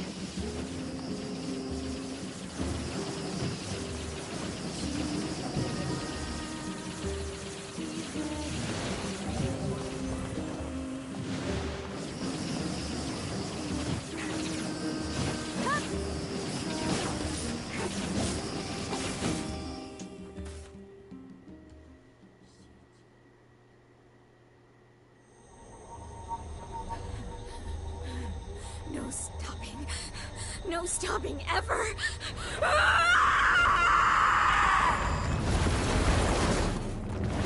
Man, the actress does such a good job with the voice.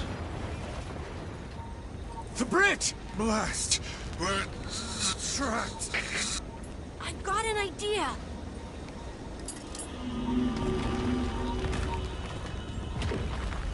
Oh my god, we have bubble too?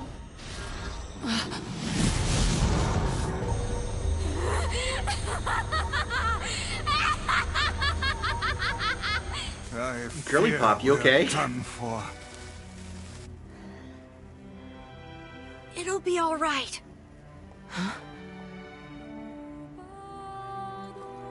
You know, when I was young, I hated my eyes.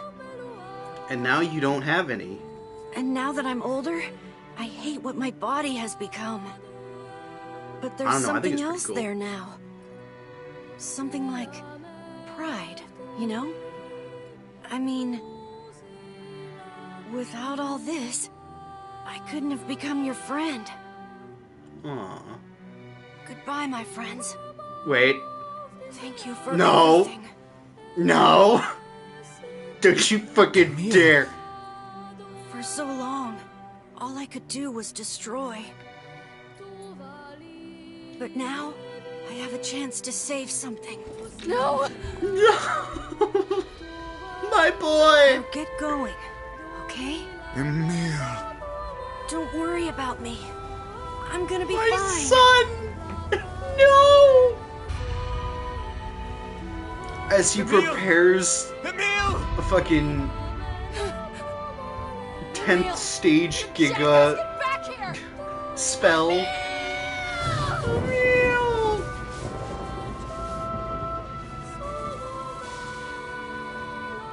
Oh dear.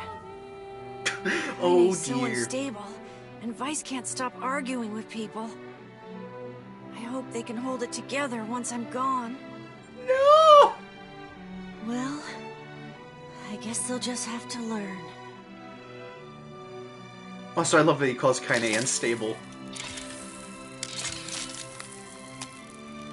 Oh, look at that. It's my heart.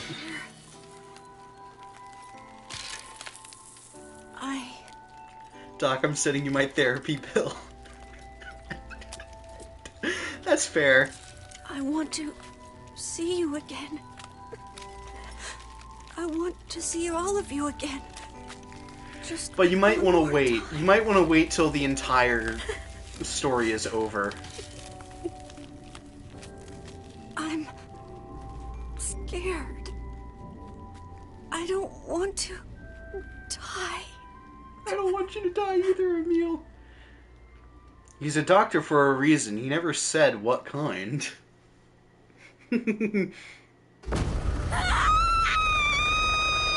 See ya, you strange little child. Okay, that was pretty fucking awesome, though.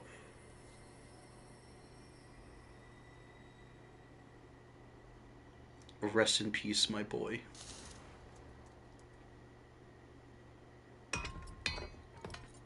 Oh, that's a durable as fuck stick. That's a good stick.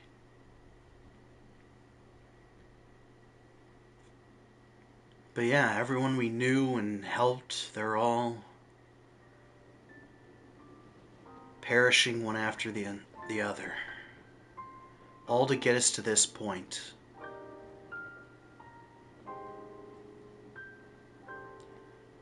To save our sister, who, at this point... Are they our sister? Or are they now the other Yona? Also, kind of weird to be... Can you put some clothes on, dude? You'll be Miss Strange Skeleton Child.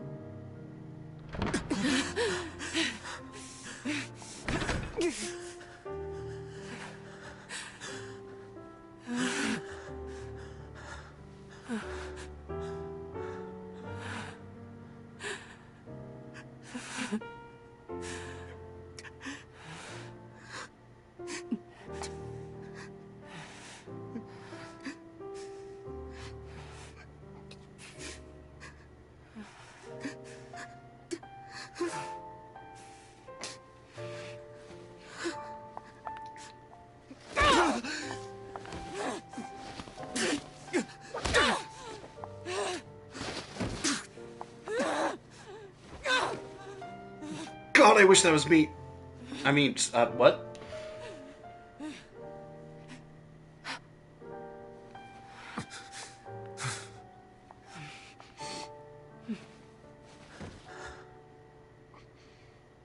Let's go. Did she kick him into a standing position? She sure fucking did. Yeah.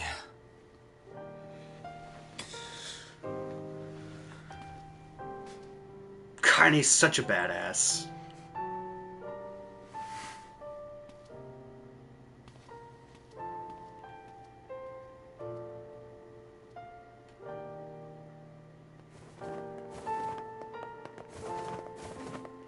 Alright, and so we approach the end.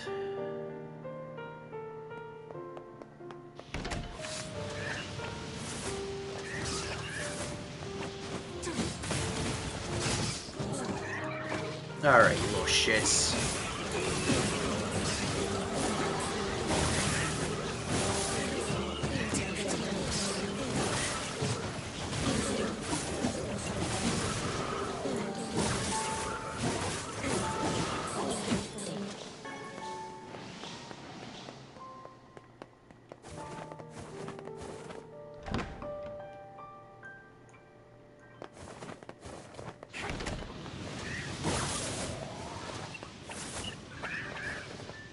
Alright, now I can't go through the door without killing them.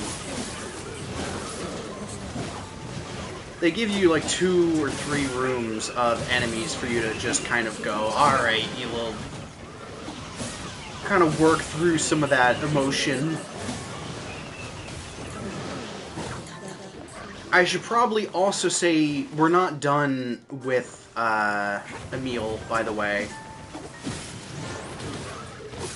He may be dead, but there is still more to learn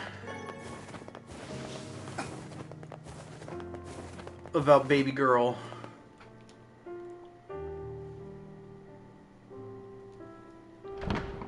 But for now, we have someone to save.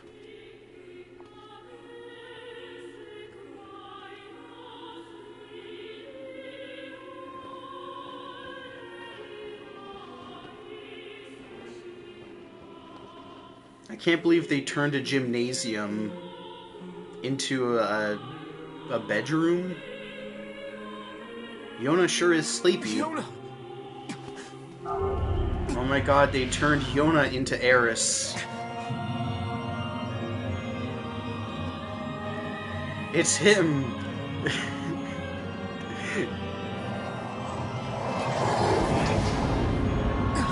It's the Lord of Aura Farming.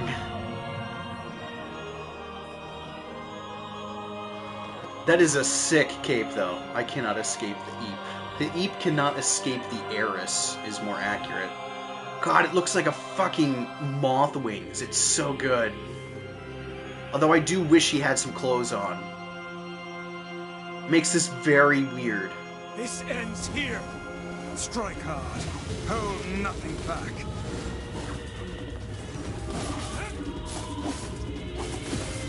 So this is Grimoire Noir. The Black Dude. How could a mere tool hope to stand against the Shadow Lord? Don't speak. You're a tool. Fool. I am nothing like you.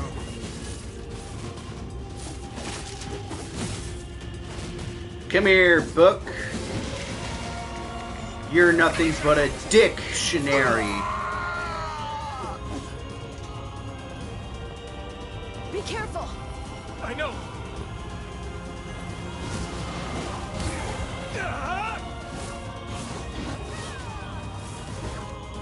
I heard that the Shadow Lord is shredded. The Shadow Lord has like an 8-pack. Yeah, I met the Shadow Lord in the bathroom and massive ween. He just, you know, he also wanted me to give you that. It's such a good bit.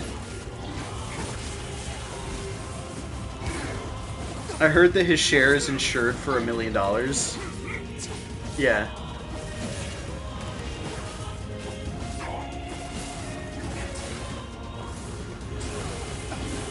I heard that, like, he's basically the most important, like, person. Vice, you alright? Naturally, I am as fit as a fit.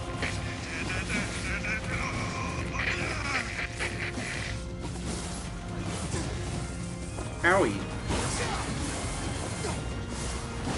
Ugh. The Shadow Lord is undoubtedly the most difficult fight in the game. He has your moveset, but better. He also has way more health. And the ability to fly. Wait. Yona? Which Yona? Also, girly, you need your hat. You look weird without it. Not actually, but like... A few minutes ago, you said that the boar is the most difficult boss. Yeah, that was more as a fucking chore. This one is actually the most, like... Okay, I should specify. The boar is the most annoying. You can't kill it. It constantly drains your HP, and you have to basically wait. Please, just stop. To be able to do anything with it. Lol, the slow-mo. Yeah. I don't need someone else's body. I don't want it.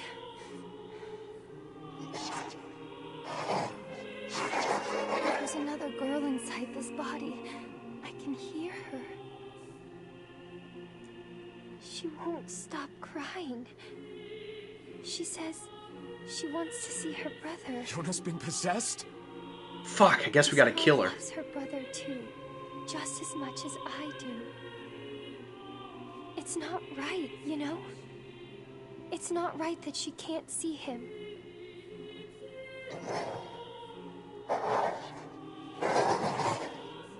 So, things went kind of wrong when the shells, the discarded bodies that the humans left behind, seem to have gained their own souls. It's you, isn't it?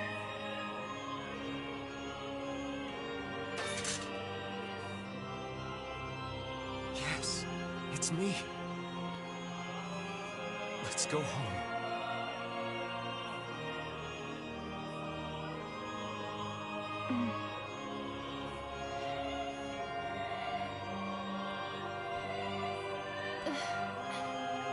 Now, what is the one thing that we know? This is the funniest part for me. Because up till now, it's like this tragic, like, oh my god, they moved the souls out of the body, and now the bodies have their own souls, and two souls can exist in the same body, and it's, oh my god, our perfectly thought out plan. Everything was going so well until this one thing happened. I don't know what to... There's a glaring hole in their plan. No matter what. Just know that... I love you. You know how shades are, like, hurt by sunlight? So apparently, when they get their body back and the sun shines on them, they just die again? Hurry, the shade that possessed her is gone. This is the worst fucking plan of all time. Wait, you mean our souls can't go outside? Yes. Literally. Watch over Yona for me. Oh my fucking god, I love that so much. It's like, you clearly did not think this one through. I swore to protect my sister and my friends. If someone puts them in danger, they will stand aside or be cut down. Now come on! Let's Also, the Shadow Lord gets way cooler abilities than us. Like, look at this. Bullets that turn into the spears. Fuck off, I want that. Vice, what's wrong?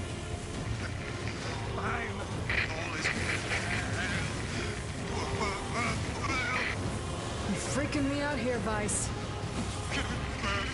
What are you doing?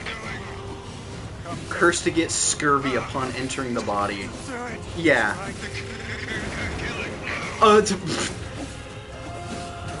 That's a hell of a move. Why didn't I get that? Oh, and you ready for the big fuck you?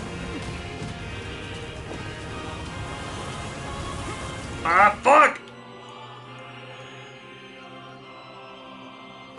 And it only gets worse because...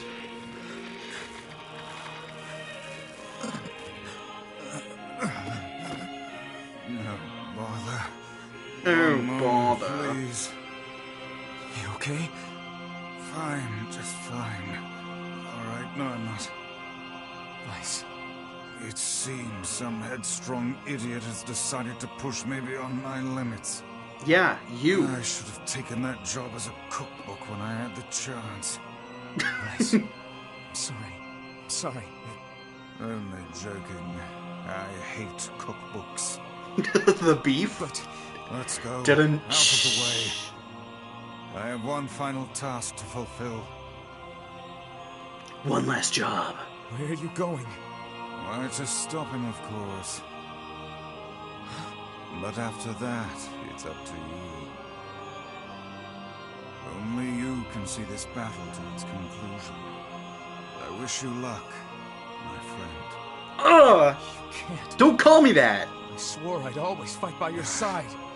Makes out with the book. Stubborn. You know that, right?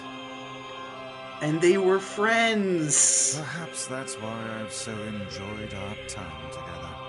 Aww, little tsundere. This is where our journey ends. Vice!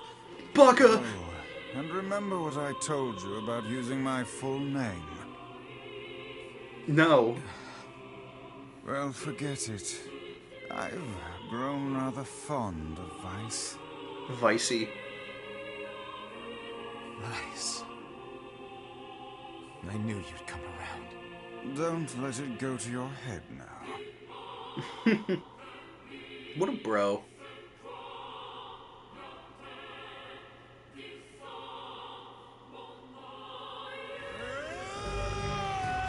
Grimoire Vice has lost all of his powers. This fucking move! Reason to live. Fuck this fucking bullshit!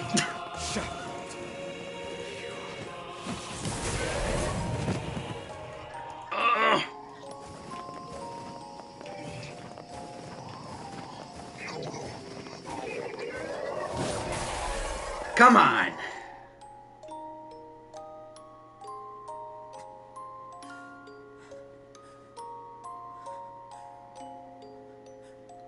And in the end, it just accepts it.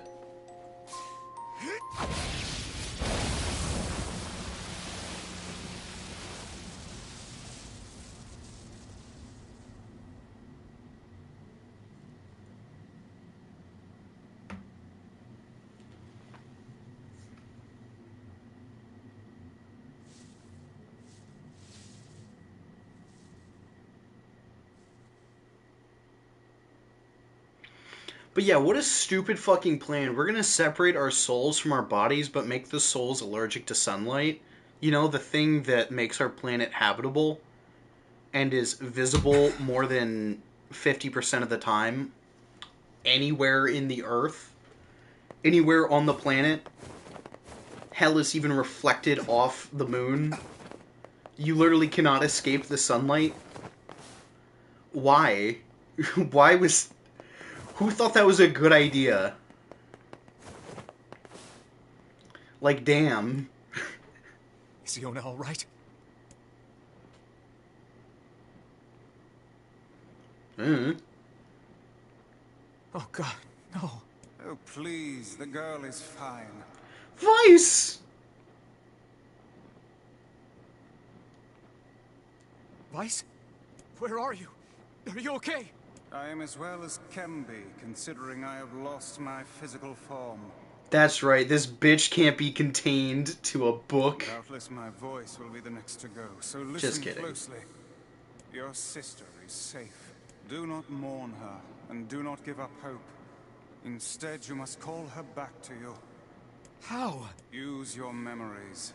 Recall the times you spent with her. Oh, Present fuck. proof that the two of you live still, and that your lives have meaning.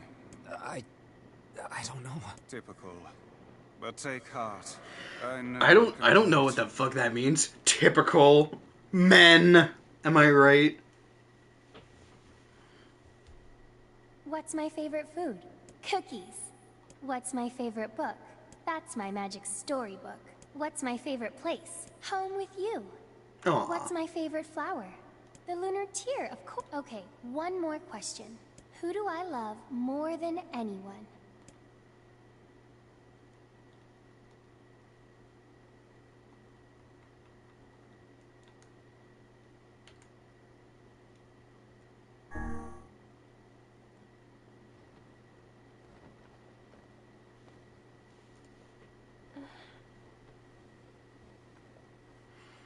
Is that you?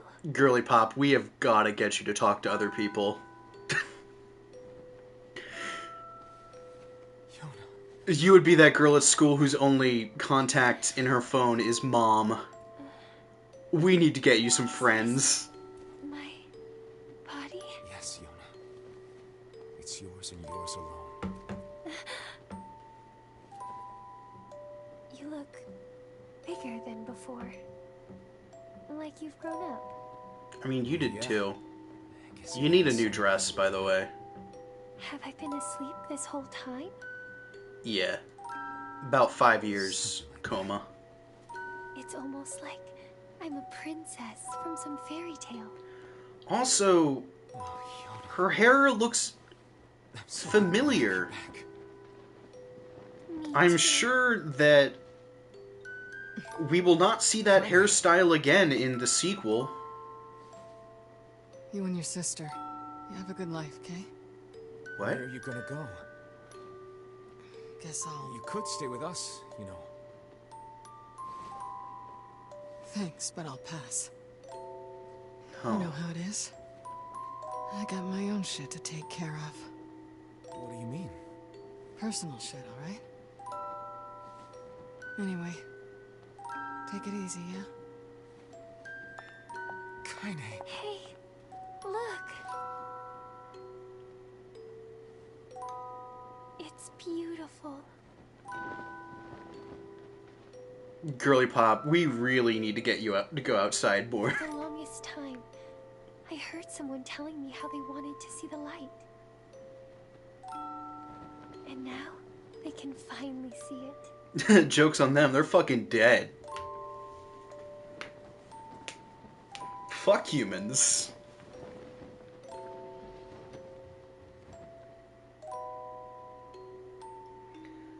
So as much as I shit on it, I think at the end, there are some goofy things with this whole plan.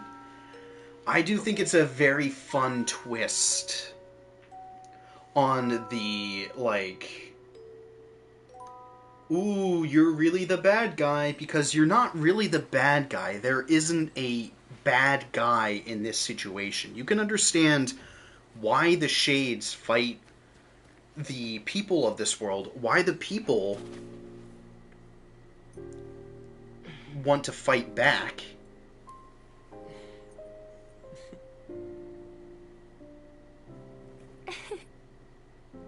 Thank you. I love it.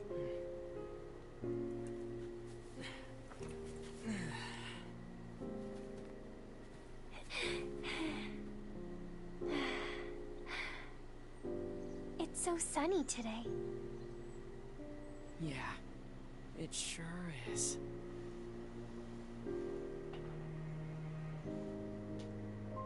What a nice day. A little flashback to some time they spent together with the original Yona and the original Nier, who still hasn't put a fucking shirt on. Dude, come on.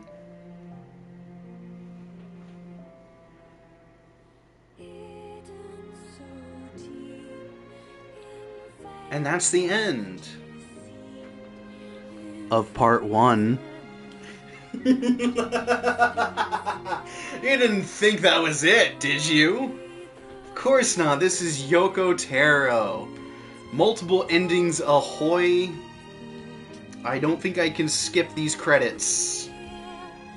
So, I'm just gonna keep talking. Essentially, this is ending A. There are 5 endings total, if I recall correctly. The 5th one was added in the remake.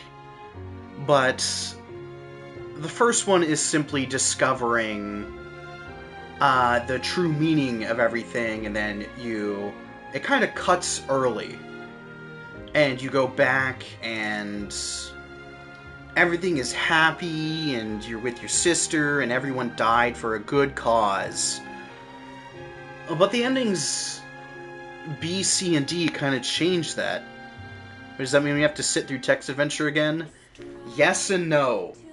What it means is I have to play through that part again, but it also means I get to skip it, because we already know what happens. Although there may be some minor changes in future playthroughs. Like, wouldn't it be interesting if you could understand what the Shades are saying? Wouldn't that be interesting? Now that you know that they're people? what other things could change? Could we maybe get more about Emil and his thought process and his goals and what happens after?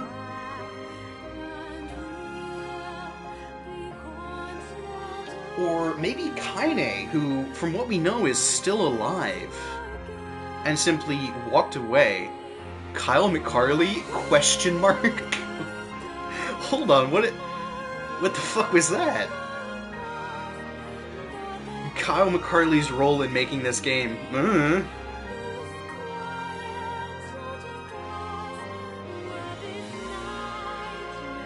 But yes, there's a lot of this game that, while we are told now sort of what the overarching story is, that humans separated their soul to survive this plague, a plague that we really don't understand the meaning of, or the cause of,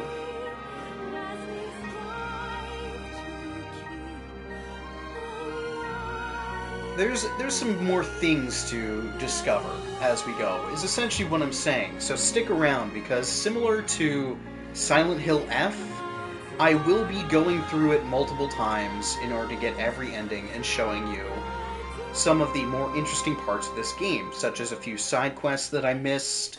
We're going to have an entire day episode of featuring and revolving around the fishing in this game and how much I fucking hate it. But I'm doing it for you guys, so feel free to come in and keep me company as I try to give myself a fucking lobotomy live on stream.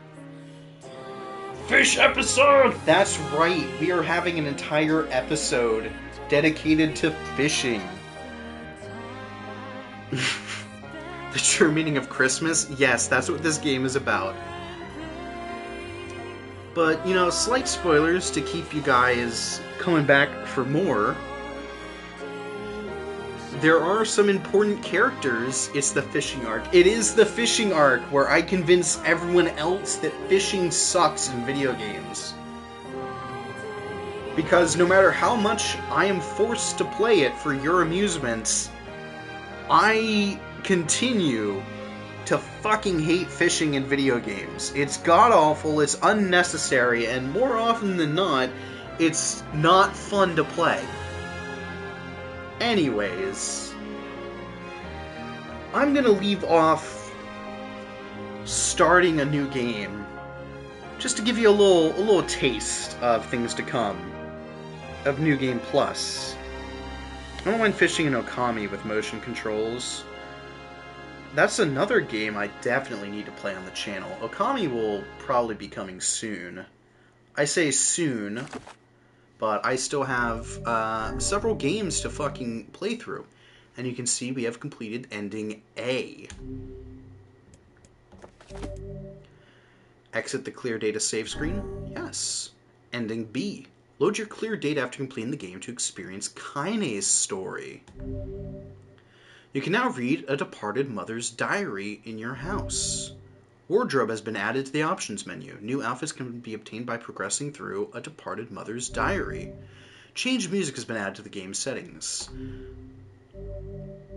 Saving. System data saved.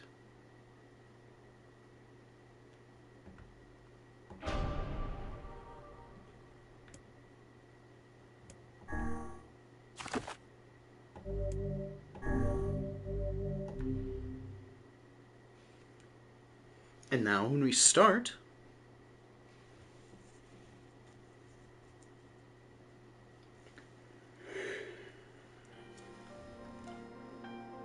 whenever I interacted with Kaine, I was reminded about something from my past. Maybe my mind has been confusing her with my sister this whole time. Anyway, I forgot, we actually need to beat this ending, and then we get another version of New Game. Because, fuck me. So this part starts at the end, or of blah blah blah blah. Oh no. Oh fuck.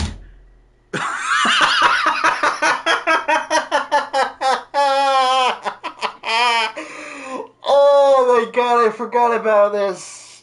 Oh fuck my fucking life and everyone who fucking cares because you're all fucked up. Ah! It's the return of voice acting!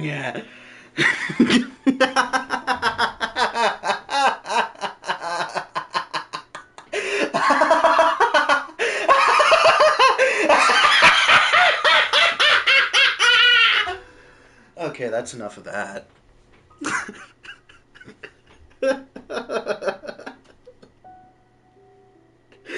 Oh, fuck. Yakutero, you bastard. I can't fucking do this. Hold on.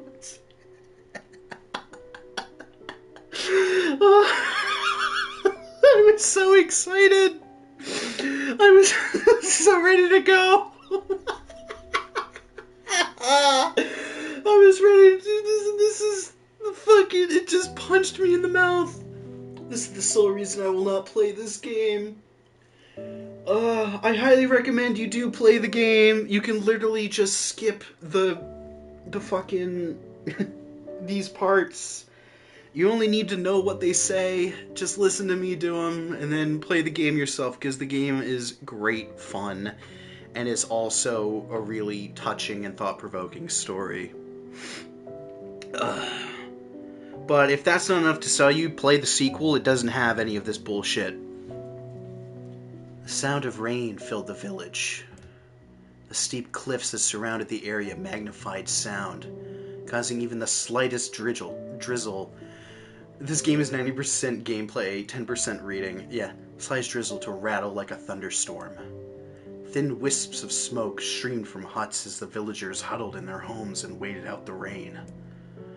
A single child, however, had braved the downpour and was now wandering slowly towards the wooden, hawk-shaped weather vane at the center of town. The wanderer reached the vane, which had existed for as long as any could remember, and stared. The child's face was simultaneously delicate and fierce, like a teacup that had survived a shipwreck. Those traits combined with pale white skin to give the face an almost sexless quality. If the beak turns east, I go home. If it stays west, then I... The child blinked. Rain slowly dripped down the young one's short hair and began its long descent to the ground. Come on. Come on! The child felt a slight breeze and watched as the veins slowly creaked to life. Spinning this way and that for a moment, it finally settled with the beak pointing firmly toward the east. East? Really? Before the vane could move again, a jagged rock came spinning and tumbling through the air, striking home against the child's head. The force of the blow dropped the child to the ground as a hail of stones began to fall all around. Oh no, they found me. A heartbreaking smile crept across the child's face as the stones continued their assault. Through the rain, the sound of multiple footsteps grew louder before a voice rang out. Yoo-hoo, Kaine! The voice belonged to Demo, worst of all the bullies in the Eyrie. As Kaine struggled to stand, a final stone came skittering through the mud and bounced against her foot. Blood oozed from a cut above her eye and blurred her vision, but she could make out the shapes of Demo and his usual gang of idiots. The boy seemed taken aback for a moment by Kaine's seeming indifference to the blood dripping from her face, but quickly regained his bravado. What's up, freak? You like the rain? You like getting all wet? Or did you finally decide to run away from home? Though she knew it was futile, Kaine turned to leave. Before she could get more than a few steps away, the other children scrambled to surround her, cruelty burning in their eyes. Kaine knew those were not the only eyes on her. The tormentor's parents watched from the safety of their homes. She was attuned to this sensation. It's one she had experienced many times before. While some villagers simply turned a blind eye to the actions of their children, many encouraged it openly. In a society ruled by superstition and fear, Kaine was something to be hated, and if possible, destroyed. "I didn't say you could leave, freak!"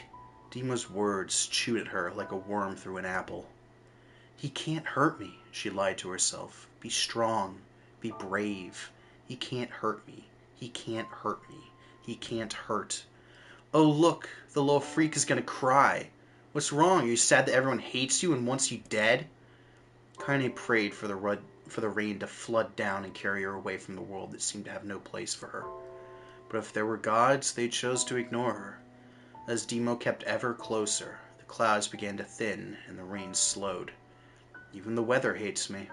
I'm useless, a failure. I wish Demo's rock had taken my head off. Kaine couldn't meet Demo's leering gaze. She lowered her eyes and stared at the muddy ground below. The bully moved forward until he was inches away. You could smell the scent of old meat on his breath. Ugh! The boy grabbed Kaine's face with thick fingers and yanked it up. She tried to turn away, but he forced her gaze back and jammed his thumb into her eyelid to pry it open. "Show me!" No. Did you just say no? Demo grinned evilly. You don't say no to me. No one says no to me. Not even taking his attention from Kaine, he called to his cohorts. "Come on, guys, let's give the freak what she deserves." As soon as Demo finished, kicks and blows began to rain down upon Kaine. Demo paused, still grinning as Kaine curled into a ball and tried to make the pain stop. "I don't get you, freak. What you acting like a girl for, huh? Everyone knows what you really are." Kaine ignored the question, choosing instead to stare at the weather vane. It continued to point east, as if supremely confident about the future it had chosen for her. Go home? Yeah, that's a funny joke for someone with dead parents and no home to go to. "Freak!" chanted the children. "Freak! Freak! Freak!" Kaine closed her eyes and listened to the rain, waiting for the pain to start again. As the clutching hands of the village children closed around her, she bent her mind to the sound of the rain, letting it become her entire world. The rain fell, but the pain never came. Only when the laughter of her tormentors turned to terrified cries did she dare open her blood-caked eye. Kaine was shocked to see Demo sprawled on the ground, holding his head and screaming in pain. She could see blood welling from spaces between his fat, twisted fingers. Oh my god, he's crying. He's actually crying. Deprived of their leader, the other children glanced back and forth between themselves as if waiting for someone to step forward and take charge. When no savior emerged, they began an uneasy shuffle away from Kaine. But the young girl was the least of their concerns. Instead, their attention was wrapped on an ancient woman standing a few feet away. After struggling for breath for a moment, she finally spoke in a voice thick with rage. "Hurts like a bitch, don't it? Now I suggest you scatter before I throw another one. And if any of you little bastards ever touch my Kaine again, I'll do far worse than throw a rock. You can count on it." I was waiting to get to do the voice. The old woman crouched down and gently touched the hand Demo's using to cover the wound. Before he could think to protest, she ground her palm into the wound and twisted back and forth. "Hell yeah, brother!" "Ow!" he screamed, leaping to his feet. "Stop it! What are you doing? Quit whining! No one ever died from a scratch!" "You hit me with a rock, you stupid bitch! Big one! That thing could have killed me!" The old woman shrugged. Sounds like bitch talk. Death is the best cure for stupid. Yeah! Demo's face twisted with rage at her words. Locking his eyes on Kaine, he took a step backwards and spat on the ground. "Get out! Leave this village! No one wants you here! Either of you!" Seeing the old woman grab another stone, Dino and his companions turned tail and ran. "Oh shit, she's got another one!" As they fled, the old woman grabbed her side and barked out a single laugh. "Hey! Pansy-ass bitch! Huh, look at that fat boy go! Guess he's healthy enough to run from a fight." The woman's smile faded as she turned her attention to Kaine. Kneeling down, she removed her shawl and placed it around the young girl's shoulders, then produced a cloth from the folds of her dress and began blotting at the blood on her forehead. "Oh, Kaede," she said, "why didn't you fight back? You're stronger than that lot." The words of her grandmother stung Kaede, and she turned away. "Don't be nice to me," she said. "I don't deserve it. Nothing matters anymore." Her tears, held in check for so long, finally began to fall on the muddy ground below. "Everyone hates me. They think I cause bad things to happen. They think I'm a freak. I wish I was dead." As Kaine's tears turned to sobs, she felt her grandmother's hands on her shoulders. Despite her advanced age and diminutive size, she was a woman of surprising strength, and Kaine found herself unable to turn away. "Don't talk like that, girl! It's a river wide and deep that flows between the realms of this world and the next. Grants no mercy to any that attempt that crossing. Got a duty to fight until your last breath. Understand?" The old woman tightened her grip and tried to still the tremor in her voice. "You know the pain of losing someone close to you, Kaine. You know because you survived it." As the words hit home, Kaine was struck by the force of her love for the old woman. As a young child, she didn't even know of her grandmother, but when her parents died, the woman quickly accepted her as her own. Grandma, Miss Kaine called her, was cunning, vulgar, and quick to violence. Their first few years together had not been easy, but with each year that had passed, Kaine and her grandmother had grown closer. However, it was only now, sitting in the mud, with tears and blood caking her face, that Kaine truly understood the depths of her affection. Here was a woman who had seen hard times, who had seen death, who had fought through all these things and somehow emerged on the other side. If anyone could understand Kaine's pain and loneliness, it was her. "Do I make you sick, Grandma?" "Of course not! Don't be an ass!" Kaine drew her grandmother's moth-eaten shawl around her body and shuddered. "But my body, it's not normal. If I was normal, then Mom and Dad wouldn't..." "Hush!" interrupted Grandma. "I'll not hear another word of this nonsense. You're my granddaughter, and I love you. And if folks have a problem with that, they could just go to hell." With that, the old woman reached out and placed a wreath of dried flowers in Kaine's hair. The skill it took to bend the flowers without breaking the stems or losing a single petal was remarkable, and the beauty of it made Kaine want to cry all over again. "Oh my gosh! These are lunar tears! Grandma, you made this for me?" Grandma kicks ass. She does. Lunar tears were legendary flowers. Most people could live their entire lives without ever seeing one. Yet her grandmother had somehow collected a dozen or more. Kaine reached up and touched the wreath, as if she couldn't believe it was real. "Well, where did you find these?" "I stole them!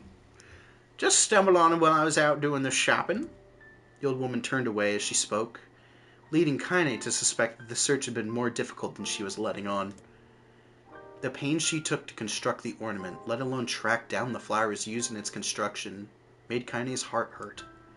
She reached up and gently adjusted the wreath, admiring the way it felt between her fingers. "Didn't quite turn out right," said her grandmother as she squinted at it. "These old hands have trouble with delicate work, but it sure looks good on a pretty girl like you. Hey!" Kaine blushed and turned away. You think I'm pretty?" "Of course you are! What a fool thing to say!" Thank you, Grandma." Her grandmother smiled. We're gonna be fine, you and me," she said. "As long as we got each other, we'll be just fine." Kaine took her grandmother's hand in hers, and the two of them struggled to their feet. As they began the long walk home, Kaine gripped the hand with all her might, as if trying to stop smoke from drifting away on the wind. The rain had stopped. Kaine stood beneath the weather vane, watching it spin lazily in circles, no longer caring about the direction it faced when it stopped. I don't need to escape. I have a home now. Grandma loves me, and that's enough. Even if it's us against the world. Kaine let her gaze drift up past the weather vane and into the cloudy sky. The last faint hints of a rainbow were slowly fading. As she turned and headed for home, The light scattered into a million particles and vanished, seemingly taken away on the breeze. Kaine's dreams, daily life. Oh my god, there's fucking more. In the distance, Kaine heard the steady sound of an axe striking wood. The noise had a purposeful quality to it, as if she was hearing a master woodsman go about his work. The firewood being produced was as far from a work of art as could be. Pieces of every shape and size were being flung around the barren yard with wild abandon. Bark, bark. Anyone trying to stack such wood would probably die of frustration before the job was through. Stupid piece of shit axe! Kaine's grandmother flailed away with the axe, filling the air with both splinters of wood and words that would make the most hardened sailor blush. Bork! Grandma! Called Kaine. There you, Kaine! Yelled the old woman, taking her eyes off the wood for a moment. Bork! Bork! Kuro, you got anything to say about the story?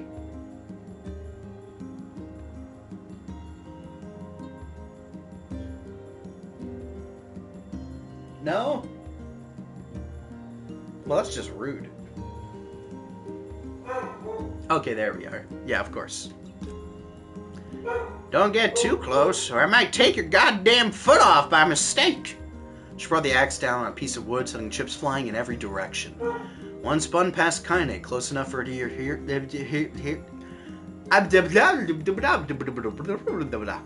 One spun past Kaine, close enough for her to hear the whistle, at which point she decided to step back. Once she'd scuttled to a safe distance, she cupped her hands around her mouth and shouted, Grandma! Do you need help? I can get you water or lunch or a new axe or something. The axe, poised to strike another wobbly blow, paused in midair. Oh, I guess that was Kaine saying that. I can get you a new axe or something. The old woman considered her granddaughter's offer for a moment, then smiled. Tell you what, since I'm doing such a piss-poor job of chopping, why don't you come here and take over so I can go get the water? Shades have been restless lately, and I don't want you running into one of them bastards. Relinquishing the axe, her grandmother picked up a long pole with a wooden bucket on either end. Gathering water was by far the more difficult of the two jobs, but Kaine knew better than to complain. Once Grandma's mind was set, there was no changing it. Kaine did her best to help with chores, but Grandma took every task that required travel to the village. Though she had a long list of plausible excuses, Kaine knew the real reason. She didn't want her granddaughter to be taunted and harassed by the villagers. Once Kaine moved in, Grandma decided to take up residence a good distance from the Eyrie. Out of sight, out of mind seemed to be the best policy when it came to the villagers and her granddaughter. The rare were the days when any but the two of them could be found on the rocky acre of land they called home. Kaine enjoyed the solitude, but harbored a secret resentment that her grandmother was forced to spend her golden years in such a place. After watching her grandmother leave, Kaine turned her attention to the task at hand. She had never chopped wood before in her life, and soon discovered why the old woman hated the chore. Swing after swing of the axe produced only a tiny crack in the wood. When she finally managed to connect with a solid stroke, the tool embedded itself in the log and refused to budge. Frustrated, Kaine swung the axe around her head and threw it, log and all, across the yard. Damn it! Crap. She suddenly understood the joy of her grandmother felt in a good curse. Happier now, she picked up the axe, forced it from the wood, and resumed chopping. She had a natural skill with a blade, but the task was challenging. Blisters soon formed on her small pink hands. Bork! Hi, T-Rex. This is tough. My legs are all... and the logs are all weird sizes. Spitting on her palms and ignoring the pain, Kaine redoubled her efforts. Just as she was developing a rhythm, Grandma returned from the village, setting down her buckets with a small sigh. She took one look at the logs and coughed out a wheezy laugh. Pretty clumsy, girl. You better practice if you... Her grandmother suddenly collapsed to her knees, causing one of the buckets to wobble precariously. I've been here. Yeah, but you haven't borked. I have now made every member of my chat bark for me. Is this what power feels like? Eyes wide, Kaine dropped the axe and ran to her grandmother's side.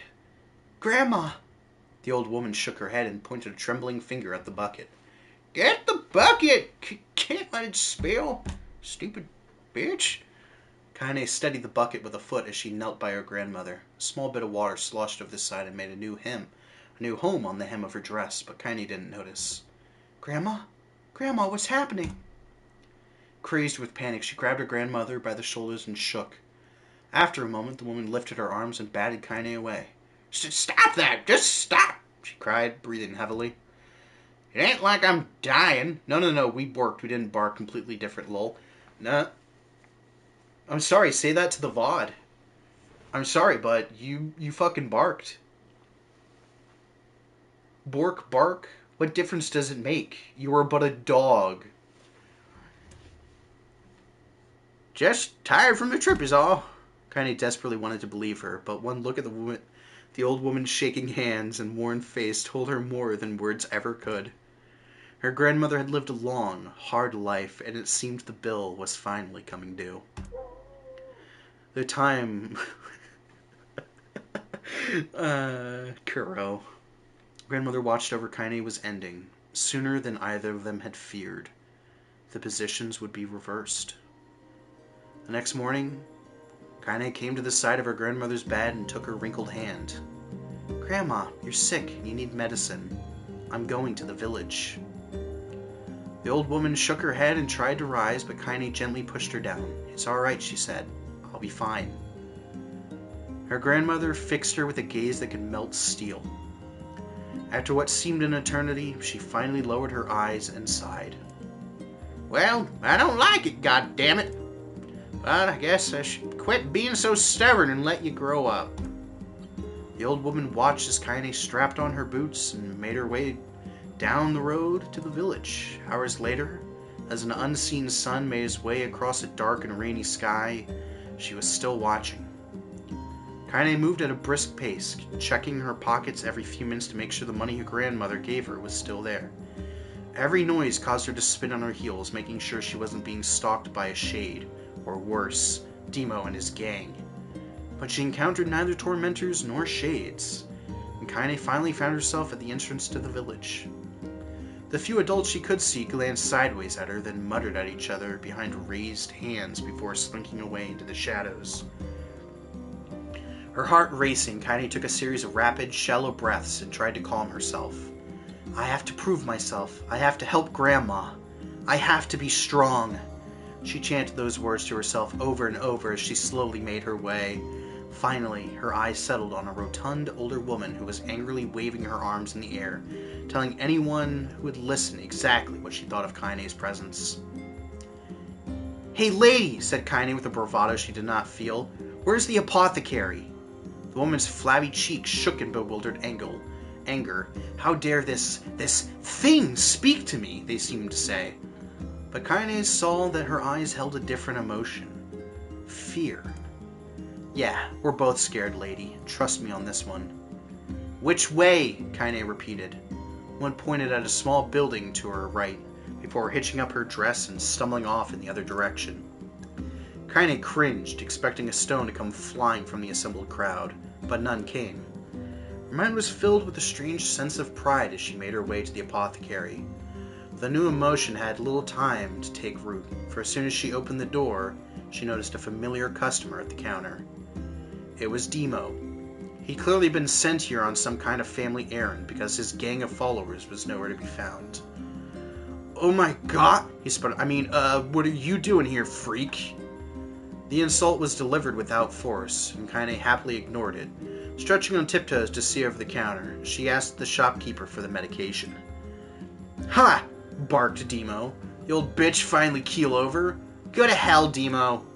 The boy's eyes grew so wide they seemed ready to fall out of his head. Before he could let fly a comeback, or worse, a punch, the apothecary told them to knock it off before it kicked them out of the store. Demo slunk out of the shop, cursing Kaine under his breath. Once he was gone, she allowed herself to breathe once more, taking a brief tour of the shop while the owner prepared her medication. Countless tiny bottles filled the cramped storage with a label written in some indecipherable language. An ocean of aromas assaulted her nose, creating a scent that was exotic, but not altogether unpleasant. Seeing such a variety of supplies gave Kaine a sense of peace. Surely, in a world that was so vast, there would be a place that she could call home. On the far wall behind the counter rested a portrait of a stunning young girl. The picture had once contained bright, vibrant colors, but time had worked its cruel magic and they were beginning to fade. The beauty of the work, however, remained undiminished. "You like that picture?" Kaine turned to find the apothecary with a small vial of medicine in his hand. His eyes were gentle but sad. He seemed to stare through her and into nothing as he spoke. "That's my daughter. I sketched it when she was just a little girl. She's been dead for a long time now." Connie didn't know how to respond. She just stared at the portrait and kind of tried to come up with the right words. "Pictures are wonderful things," continued the shopkeeper. "They let the ones closest to you live on forever." He shook his head slightly, then looked down at Kaine and smiled. Handing her the medicine, he reached into his sizable green apron and produced a handful of old wax crayons. "You should have these. There's no one left that I wish to draw. Kaine took an instinctive step back, causing the shopkeeper's face to darken. "Yes, I've heard the rumors about you," he said. "It's a small village, and word travels quickly. Between you and me, I'm not sure which of them to believe, but I also don't think they matter much. I know your grandmother, Callie, and I think the way she was driven out of this town is just deplorable." "Grandma's name is Callie?" thought Kaine suddenly. She was still mulling this new fact over in her mind as she reached out and gently took the crayons from the apothecary's hands. "Your grandmother is an old friend of mine," he said as Kaine scooted away yet again, "and I owe her much. I wager she would like it if you drew a picture of her. Yes, I think she would like that very much." Kaine murmured a quiet agreement, but inside her heart was bursting. Never before had a villager treated her with anything but complete contempt. It was a tiny, almost imperceptible step, but it was a step nonetheless. And with enough tiny steps, she might one day discover the rest of the world. When Kaine returned home, she found her grandmother asleep in her bed. Her feet were blackened and raw, even bleeding a bit in places, leading Kaine to think that she had been pacing around the room until exhaustion finally caught up with her. She placed the medicine by her grandmother's pillow and turned to leave, but found the old woman's hand clasped around her arm. "Back already, are you?" asked her grandmother with a yawn. "Come here, let me have a look at you." Grandma sat up and examined Kaine from head to toe. Finally satisfied that nothing terrible had befallen her grandchild, she leaned back and allowed herself to relax. "Well, how was it? Those bastards give you any trouble?" "It was kind of fun," said Kaine with a small smile. "No, seriously, it was." "Fun, eh?" asked her grandmother in a voice which implied she believed anything but. "Uh-huh. So anytime you need me to run an errand, just let me know." As she spoke, Kaine removed the crayons from her pocket. After a brief explanation of their source, she informed her grandmother that she was going to sketch her portrait. "A portrait of me? Ridiculous. No one wants to stare at a wrinkled old crone." "But Grandma, it'll make you live forever." "Horse shit," said grandmother, throwing back the sheet from her bed. "Living forever would just piss me off. Now put those crayons away and help with dinner." But Kaine would not relent, and in the end, Grandma found herself leaning against the wall of the house, as if posing for a master artist. Kaine took up the crayons, eyed her subject carefully, and set to work. Just as her grandmother was about to nod off, Kaine finished the piece, and staring at it for a bit, she released it from her grip and let it slowly drift to the floor. "It's terrible. It doesn't look like you at all." "I'm sorry, Grandma. I thought these crayons would, make drawing easy or something." The old woman's eyes narrowed at her grandmother's disappointment. "Let me be the judge of that," she said, ignoring the pain in her back and reaching for the paper. The sketch could not have been a person's face. It also could have been a boulder, a lump of clay, or an incredibly misshapen loaf of bread, all rendered in a chaotic array of colors. The old woman stared at the picture for a long time and slowly wheezed out a laugh. "Oh, Kaine," she said between laughter. "You truly are my blood. You're as clumsy as me, and I love it." "But..." "Hush! I won't hear any more bull about how ugly you think it is. It came from the heart, and I'll treasure it always." True to her word, the old woman gave the picture a place of honor above the kitchen table. In the days that followed, Kaine would often catch her staring at the portrait with a strange smile on her face, an action she interpreted as silent, mocking laughter. A week later, Kaine could stand it no more and asked her grandmother to take the artwork down. "Posh!" said the old woman. "I'll take this down when they roll me in my shroud." She pondered this for a bit, then turned to Kaine and dropped to one knee. "Listen to me, girl. Seeing this picture makes me happy in a way I've never felt before. It makes me want to go on, so that someday you can feel the same happiness." It was a moment that burned itself into Kaine's memory. A perfect blend of pride and love and joy that came together to form a lifelong remembrance. She swore to never forget this moment, to never forget the old woman who had made her place in the world possible. Time moves on. People and memories move in and out of life like ghosts passing through a hall. But this moment will be different, Kaine swore, because I will remember it forever. Forever.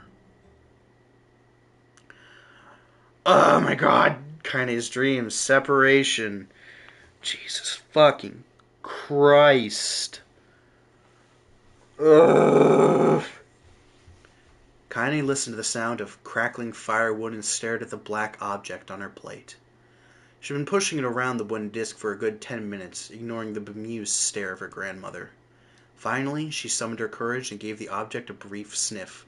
A sharp, bitter scent flew up to her nostrils and made it home there, causing her face to twist with disgust. "Grandma, I can't believe you want me to eat a bug." The old woman threw some more wood under the cooking pot and snorted. "It's no bug, you fool girl. It's a berry." "Why the hell would I be feeding you bugs?" "Yeah, well, it sure looks like a bug," said Kaine. "The thing is burnt or something, because it smells terrible."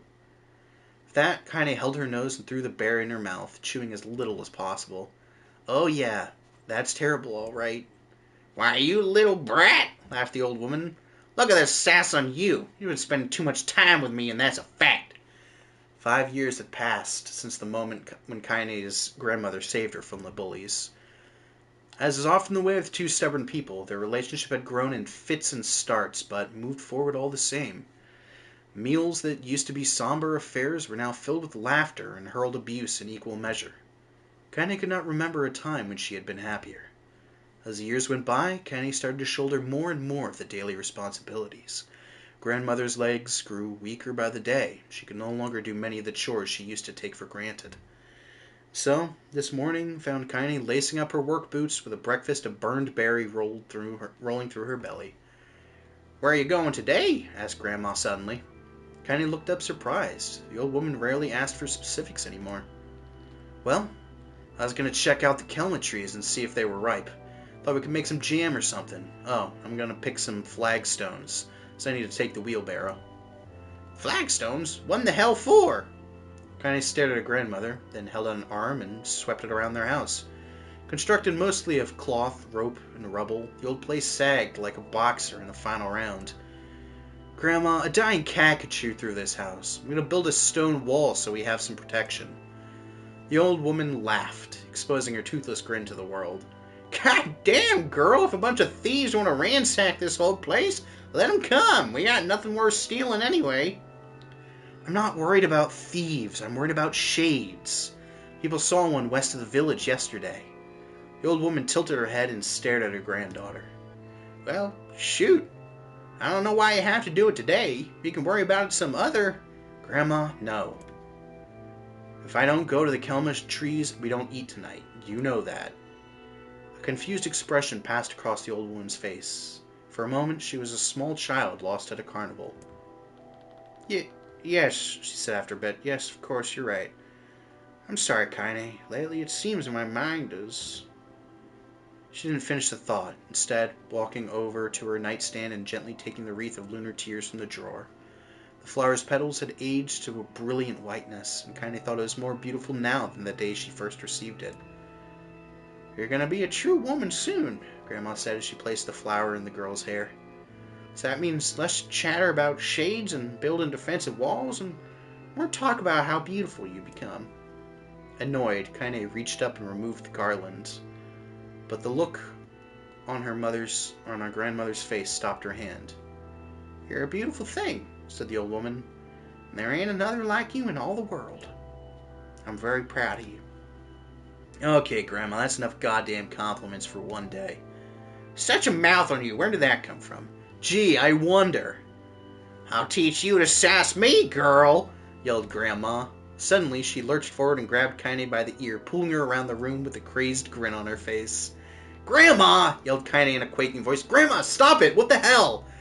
The old woman stared at her and blinked, then slowly held her wrinkled hand out as if it was the first time she'd ever seen them. I don't know what happened there. I'm sorry, girl. Sometimes my mind just... Kaine thought the look on her grandmother's face was the most heartbreaking thing she had ever seen. Listen, she began, maybe I should stay home after all.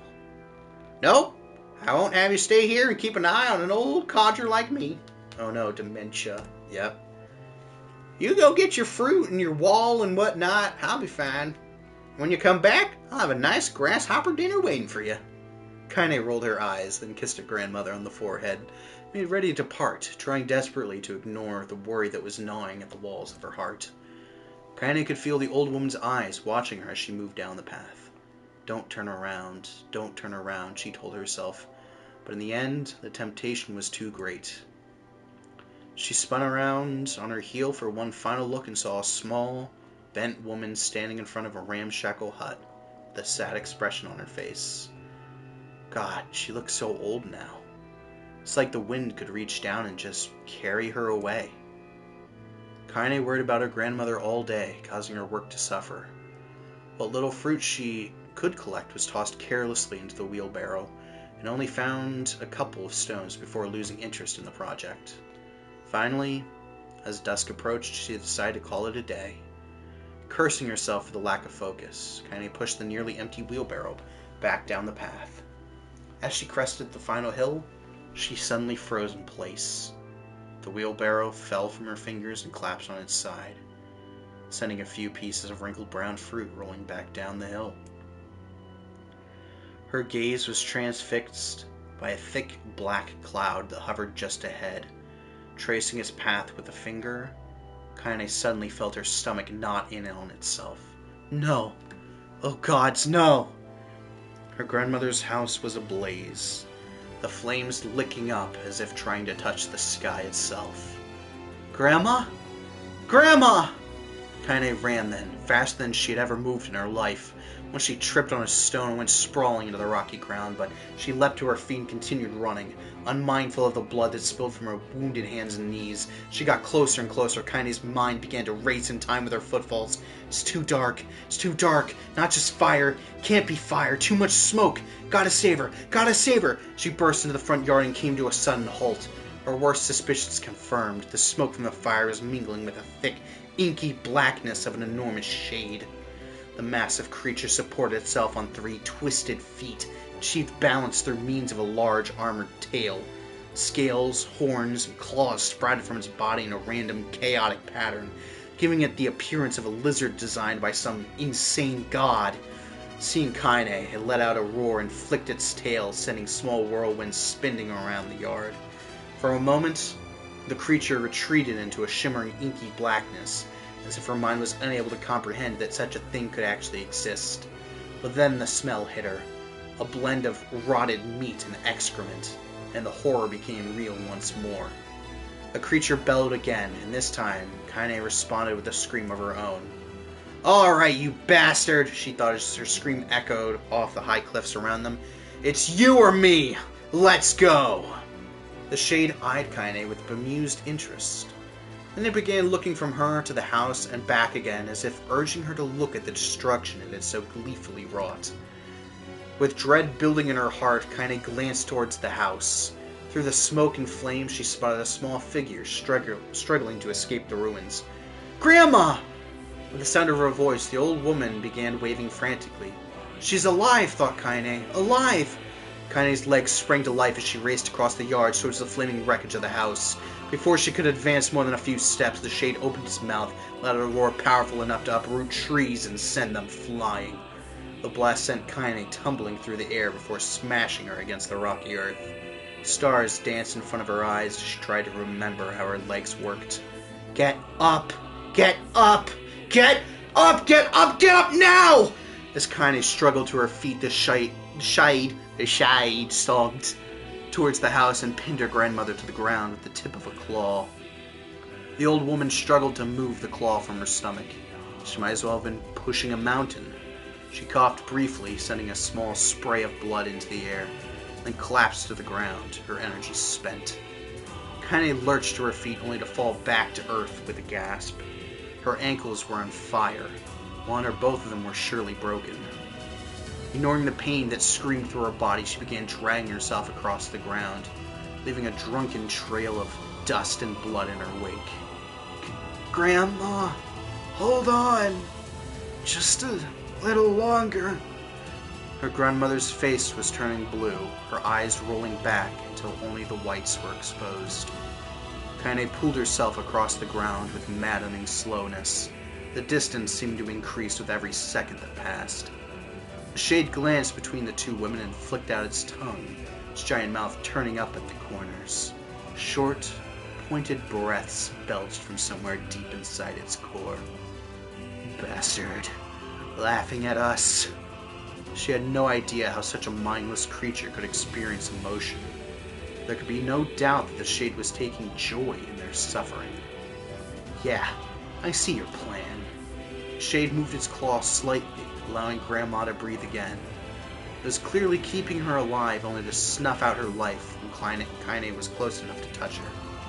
I'm gonna kill this bastard! Summoning all her strength, Kaine rose to her feet. There was a sickening snap from her right ankle as the foot twisted backwards.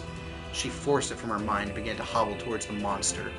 Pulling a small knife from the pouch at her waist, she leapt on the foot that pinned her grandmother and plunged the weapon deep. Give her back! She screamed. Give her back to me! It was like stabbing a rock.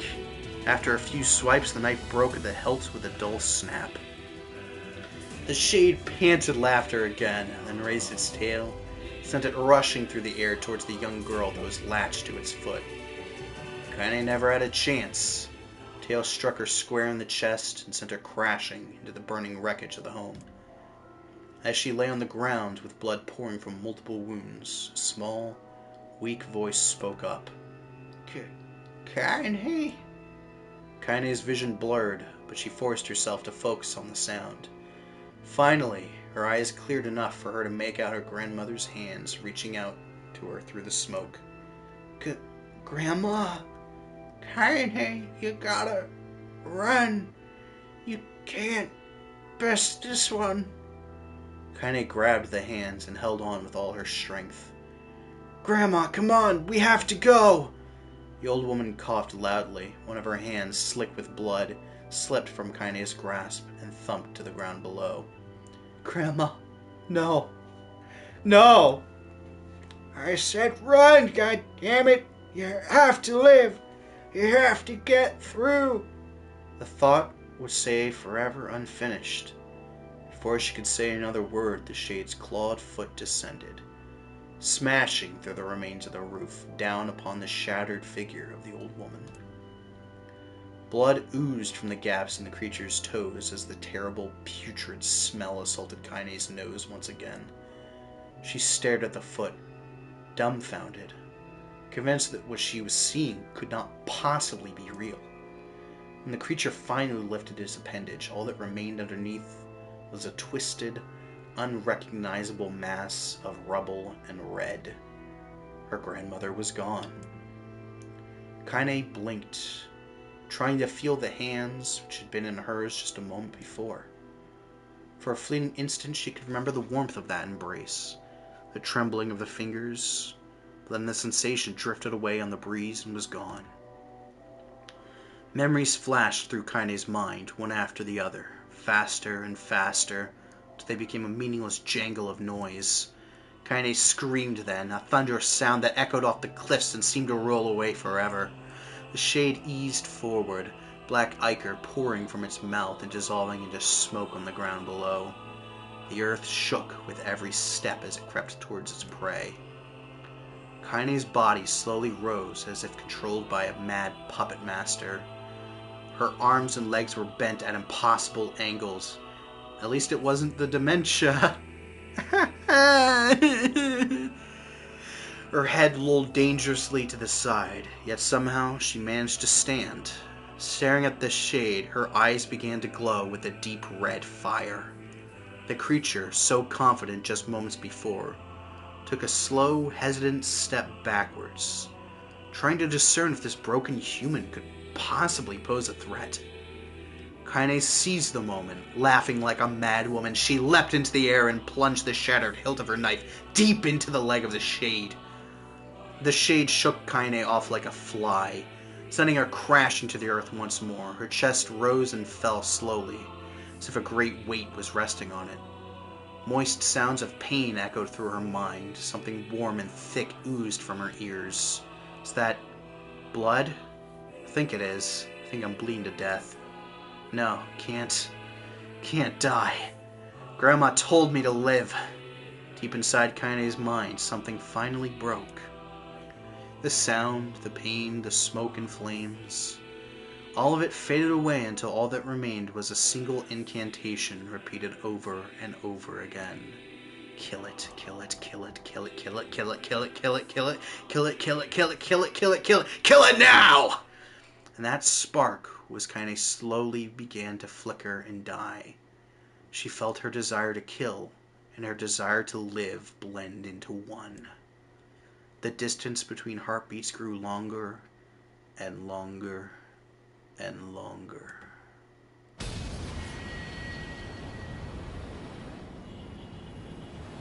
Oh! Finally!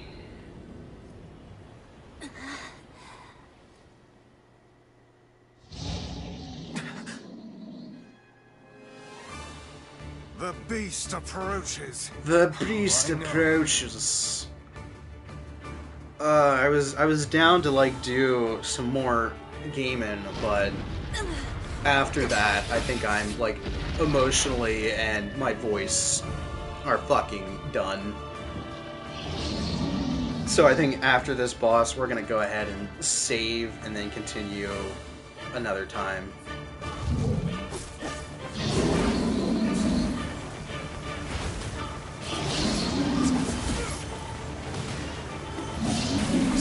This creature must have.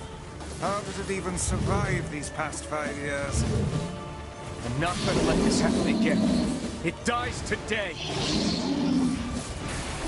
My sword feels lighter. It's not the blade. Fair and valid. Strike it down. Strike it down.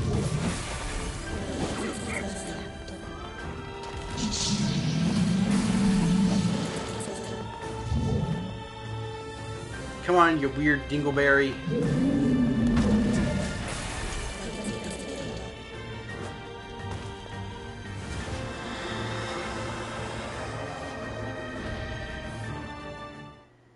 Also, you'll notice that we can skip. Fuck!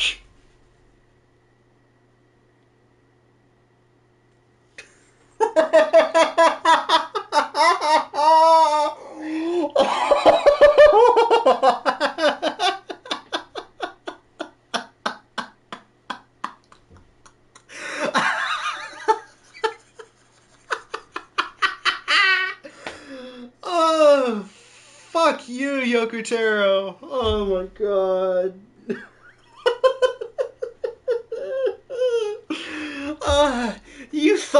You thought the emotions and the heavy philosophy was gonna be what gets me. No, what drove me insane was all the fucking text. The scream of despair and vocal fry. Gently, weakly, softly, the shade, sure that its tormentor was dead, turned and stomped off towards the horizon, stopping along the way to bellow one final roar. Couldn't kill it. Shamed beyond imagining, Kaine tried to turn her head to the side, but only succeeded in coughing up a huge gout of blood. It was getting difficult to see, and only after a moment of fierce concentration did she realize her left eye was gone. Laughing to herself, she turned her remaining eye to the ruins of her home, noticed a ragged stump of arm resting a few feet away. Yeah, That's mine, she thought with a mad giggle. This is gonna make clapping a real bitch. Ha! Cried a sudden voice from the depths of her mind. Finally gonna die, are ya? Well, you had it coming. Go to hell, Demo, she thought at the unseen assailant. Go to hell before I pluck out your eyes and feed them to a dog. The voice of her childhood terror evaporated into smoke, only to be replaced by another, more recent voice. Oh, I gave that the wrong voice. Hold still, said the apothecary, materializing from the ruins like a ghost. I want to draw you. That way you can live forever. No. Stop. Don't want to live forever. Want to die right here. I see, he said quietly. Well, if that's what you want. The spectral shopkeeper fluttered in and out of existence for a moment, then produced a piece of paper and sketched quickly. After a few seconds, he turned the page to Kaine and smiled. Since you rejected my offer, I decided to draw someone else. It was a picture of her grandmother, real as her life. Kaine opened her mouth to thank the man, but stopped as the picture began to blacken in the middle. He draws dick butt, yeah. Before she could say anything, dozens of multi-legged insects began to swarm across the image, tearing at it with sharpened pincers. Stop. No. Don't hurt that picture. Kaine reached out with her remaining arm and waved futilely in the air. To her surprise, the insects fell off the picture into the ground below, where they vanished into tiny black tendrils of smoke. Relieved, Kaine turned her good eye back to the picture, only to open her mouth in a silent scream. The sketch was now her grandmother as she truly was, a smashed, unrecognizable lump of nothing. The apothecary smiled, then broke into a jolly dance. Insert Pennywise doing the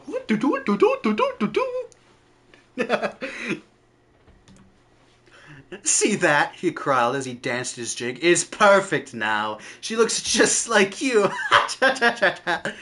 I look like that? Oh God, I'm gonna die. I'm gonna die. Drowning in despair, Kaine laid her head back in the mud and smoke of her ruined house and waited for the end to come. But just before she let everything go, an unfamiliar voice began whispering in her ear. Ain't you got a wish, sunshine? The voice was vulgar and fierce at the same time, as if insanity had somehow found a way to take form. Kaine wanted to scream as the voice crawled under her skin, but her lungs refused to work. You know, a wish, like a prayer or something. Why didn't you get on your knees and start praying to heaven? Please, invisible man in the sky, save me! Save me! Kaine finally resorted to shouting at the voice in her mind. I don't make wishes, they don't come true for me. I'm a curse, a freak. I should be left to die. The other voice boomed in her ears. Oh God, you are the best! Kaine glanced down and saw a black, shiny substance oozing from her legs. She tried to brush it away, but her remaining arm would no longer respond. The substance slowly crept around her feet and then began moving up toward the rest of her body. Is this death? This what it's like? Was my mind just losing itself? She could feel the slime oozing upward, feeling the hot, searing pain it left in its wake. Whatever else might be happening, she was still alive, and this was real. Come on, said the voice. Let it go. Kaine tried to ignore the voice and concentrate on the pain, but the newcomer would have none of it. Don't ignore me, sunshine! You're ready to give up, ready to die, so why not let me have it? Have what? Your body! Come on, give it to me! Give it to me! I want to stand on the ground, feel the rain, taste the wind! The voice paused as if licking its lips. When it resumed, it was filled with mad, unabated joy. and I want to take your hands and use them to choke the goddamn life out of people. I want to tear out their throats and bathe in the blood, just like before. In response, Kaine shifted her head and vomited. The warmth of it crept down her front and mingled with the pain of the encroaching black ooze. Are you a shade? Yeah, maybe. What of it? The slime reached her face, crept up past her nose, slowly oozed into the socket of her missing eye. The moment it touched her brain, Kaine was struck with the most powerful sensation she'd ever felt in her life. It was ecstasy. She wanted to scream with delight, but all she could manage was a small, whispered moan. Feels good, don't it? Asked the voice with a chuckle. Yeah, what can I say? I know how to please the ladies. Now give me that body. Come on, give me the body and I'll give you more of this feeling. It's a fair trade. A black lump began to protrude from Kaine's side. As she watched, it grew longer and thicker, eventually taking the form of her missing arm. I can see better, she thought. My eye must be growing back too.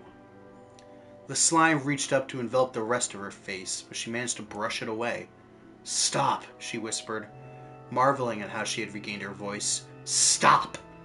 The black ooze hesitated, as if considering this request, then quickly shimmered down her body before disappearing in a cloud of smoke. Ah, what the hell, sunshine, screamed the voice. We had a deal. I thought you wanted to die. Grandma said I can't die yet. Brief image of her grandmother, bloodied and broken, flashed before her eyes. She saw the shade that had killed her and heard its mocking laughter, then closed her eyes and forced the image from her mind. Her whole body was quaking with rage. When her eyes opened again, they burned bright red. That thing took my grandmother. I have to kill it before I die. Kaine glanced down and saw a mysterious pattern. The pattern of a shade burn itself into her left arm. Well, I'll be damned, said the voice cheerfully. Look at that, sunshine. I think you and me are gonna be good friends now. Kaine stared intently at her arm.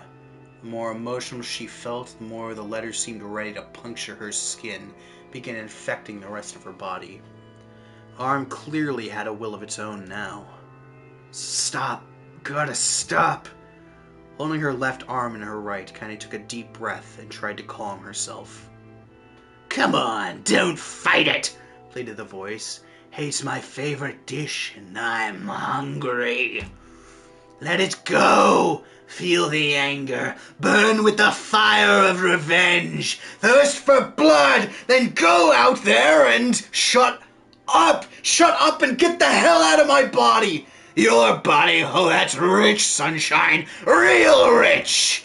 Look, why don't you just up and die so I can have this body all to myself? What do you say? I bet those buddies of yours in the area would love to see you dead. Kaine grabbed a nearby shard of glass and tried to saw off the shade-infected portion of her side. Before she could, her darkened left arm grabbed her right wrist, crushing it. Kaine screamed and dropped the shard as the sound of bone crunching on bone filled the air. Stupid idiot girl, you're possessed now, sunshine. There ain't no going back. The voice laughed again, a loud, long wail that seemed to go on without end. Possessed? Whispered Kaine. Yeah, possessed. You and me. We got what you might call a timeshare arrangement. Remember how folks used to think you were a freak? Well, wait till they get a load of you now! Kaine looked up, tears in her eye. The sky seemed smaller somehow. Darker. Is this because of that shade? Is this how they see the world? So, listen, purred the voice.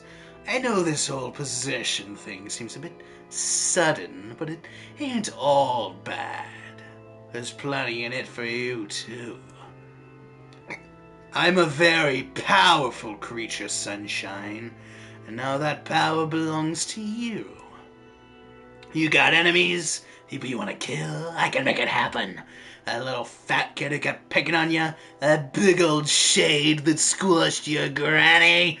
We'll wrap them up in their own assholes. No more abuse for you, sunshine. No more pain. What? Wait, said Kaine. You're a shade. Why would you help me kill another shade? What? You think I'm some kind of racist? Some killing snob? I don't give a goddamn who you murder, honey pants. I just want to drink from the well. Kaine considered this as she struggled to her feet, the power of the shade coursing through her. The smoke from her house was drifting away with the wind. She enjoyed the way the cool evening breeze felt on her new left arm. After a long pause, the voice spoke up again. So, how about it? You and me. We could have some good times together. Look, I'll even take care of the bloody part if you don't want. Fuck off, asshole, muttered Kaine. I'll handle the killing. Screamed the voice. Look at you go! Oh, sunshine. We're going to have so much fun. So listen, my name's Tyran. If you ever need me, I'll just be hanging out in this piece of meat you call a heart. Now get to it. The more you kill, the more your heart turns rotten and sour. And I like rotten and sour. I can't believe Kaine is possessed by the Joker, baby. Kaine found herself nodding at the voice. Yeah, she said. Yeah, I think this can work.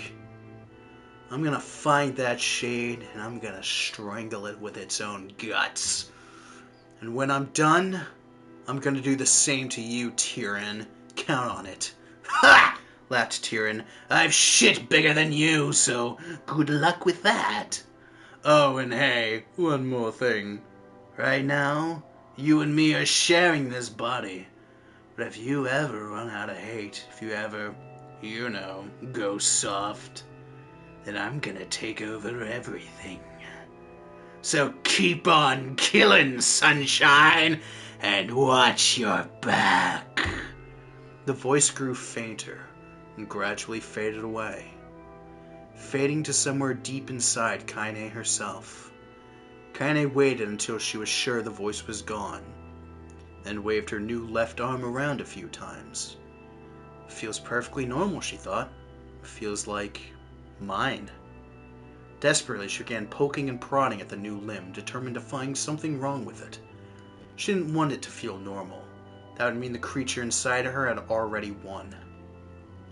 I am not a shade. I am Kaine. Repeating this mantra in her mind, she slowly began digging through the rubble of her house, being careful to ignore a certain red-stained spot in the corner. Finally, after what seemed like an eternity of heartbreaking work, she found what she was looking for. It was the wreath of lunar tears. Though it had been through hell and back, the garland's petals were as bright as ever. Kaine started to place it in her hair, then slowly lowered the wreath and stared at it. I'm sorry, Grandma. I'm so sorry. But I don't deserve to wear this anymore.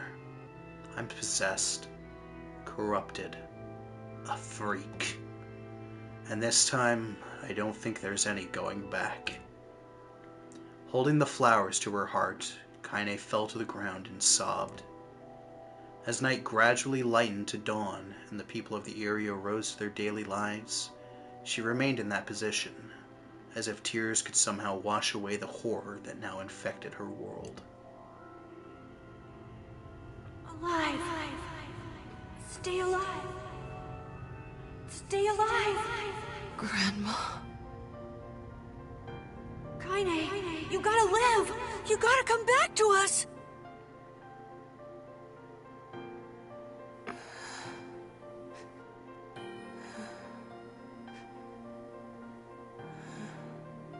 Oh, hey.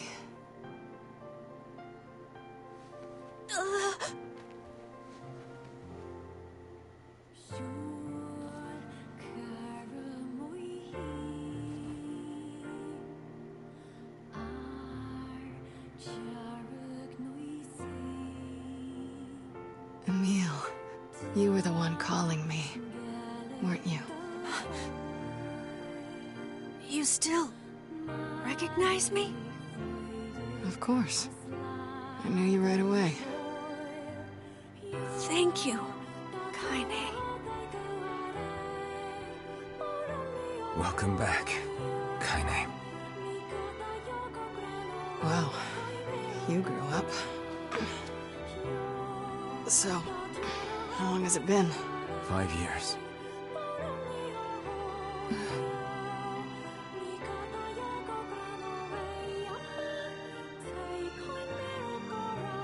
Aww.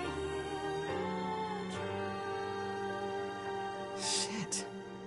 That's a long time. And now we know a few more things about Kaine.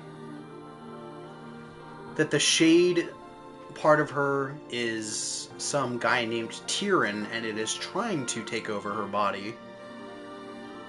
And if she ever kind of shows weakness, it will. And it will probably try to kill anyone and everything it comes across. We are still no closer to finding her. We need a way to locate the Shadow Lord. By the way, this is for you. Is that a lunar tear? So lunar tears are very important to her because of fucking course. And now this... One of the few people who has ever given her the time of day, saved her from death several times, is now gifting her a lunar tear, which... It's not as good as your grandmother's, but I tried. It's pretty easy to see why she's kind of starting to get feelings for Nier. Great. Thank you. But that's also dangerous. Because, of course, the more she gives into that part of her that wants to be human, that wants to spend time with from a long, others, petrified sleep. the more Nier's likely unflagging kindness. it is that the shade will possess her and Our kill reunion them. was a happy one, and we let it wash over us like rain. That is, until Devila and Popola had to go and ruin it all. Fucking robots! This is why I hate AI. Are you kidding me? You can't be serious. Please, try to understand. People are tired and scared, and... I'm sorry. I'm sorry you have to bear the brunt of that. This is crap, and you know it. It's okay. We can sleep outside. No one's sleeping outside. You and Kaine sick. People are afraid of as long, right? Yada yada yada yada. We've already seen this. I need a fucking cough drop and maybe some tea. What is the matter? Kaine always sleeps outside. I never thought about that until just now. Never even occurred to me. Damn it. We should turn in.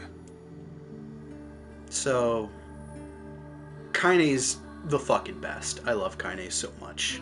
I didn't get much sleep that night. For the first time in my life, I hated Devila. It wouldn't be the last, though. For the first time in my life, I doubted Popola. Wouldn't be the last time. But those feelings are pointless in the end. After all, they can't reciprocate them. They said and did what they did for the sake of the village. No, they didn't.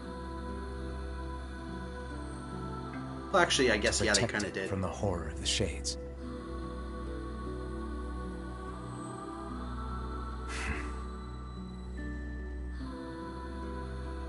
Really, how can I blame Devila and Popola? They're just doing their jobs. In the end, I'm just as bad. It's true. Because I never once stopped to think about Kaine and Emil's situation myself.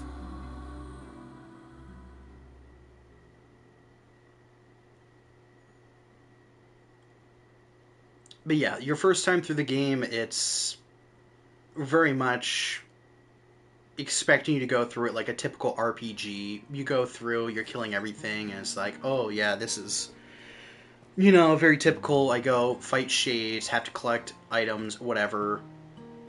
And then there are hints here and there about what's really going on. But what good would that even... And then the ending kind of slaps you in the face like you've been killing people, you're not a human. But subsequent playthroughs expect you to... I'm so happy to get to talk to you again, Kaine. Yeah, me too. I tried everything I could think of to save you, you know. I polished you with a special cloth. I poured warm water over you. Wait, you poured water on me? Yeah, but it didn't really do much except make you all shiny. Hey, Emil. Thanks for saving me. I guess you noticed how I look different now. Do you? I'm sorry, Emil. I'm sorry for all of it. Well, I mean, this new form isn't all bad, you know? At least I can look at you when we talk, right? Hey, so why don't you tell me something about yourself? I'm not very interesting. Sorry. Come on. I just want to know you better. Please? Fine. This all happened when I was a kid. Before the whole shade possession thing. My body is...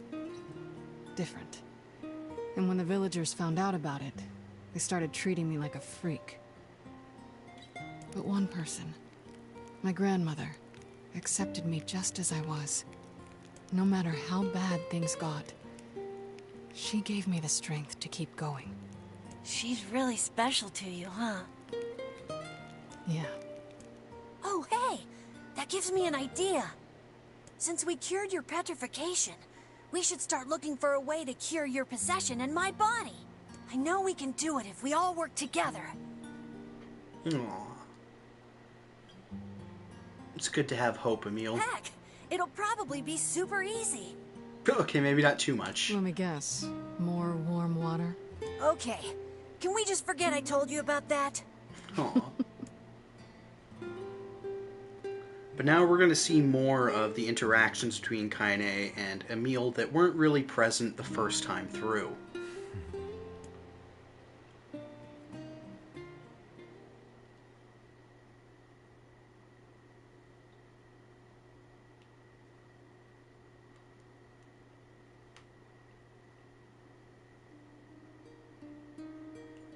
Sleep well? Sure. And yet your red eyes tell a different tale. Don't be so hard on yourself, lad. I need to go see Devila and Popola.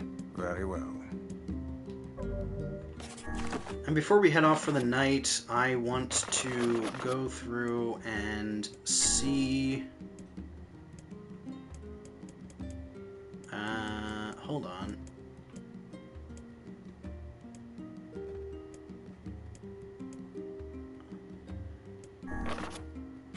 Uh-oh. Fuck, I forgot.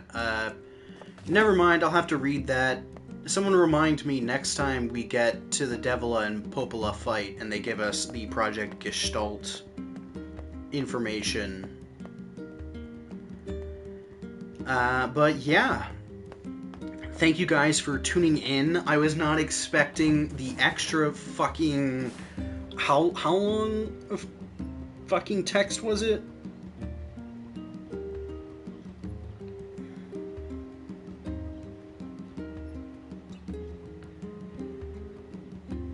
About an hour and 12 minutes ago is when I clicked continue.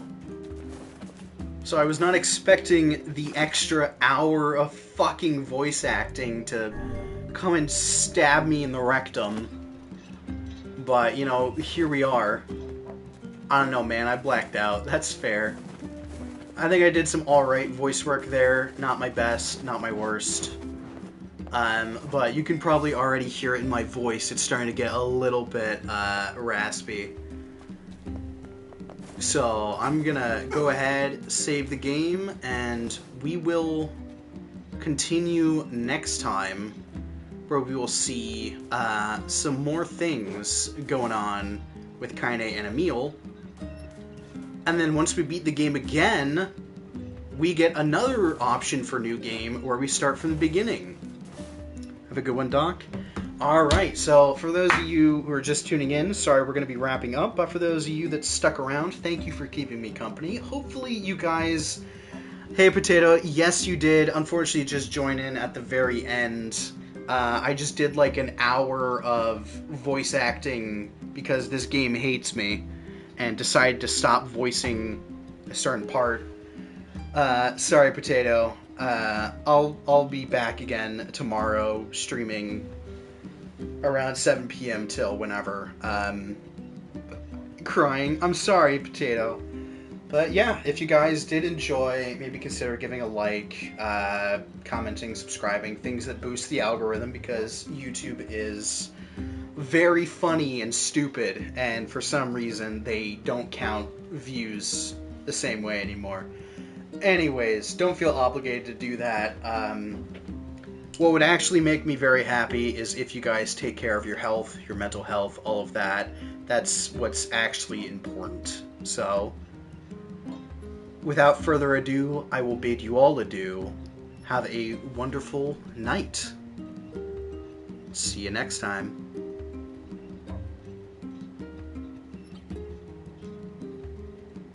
Like, comment, and subscribe for more The Joker. The Joker in a monologue. No, I need to stop doing that. Fuck. Like and subscribe or you'll be stuck reading a text adventure. Yeah, basically. Alright, but for real.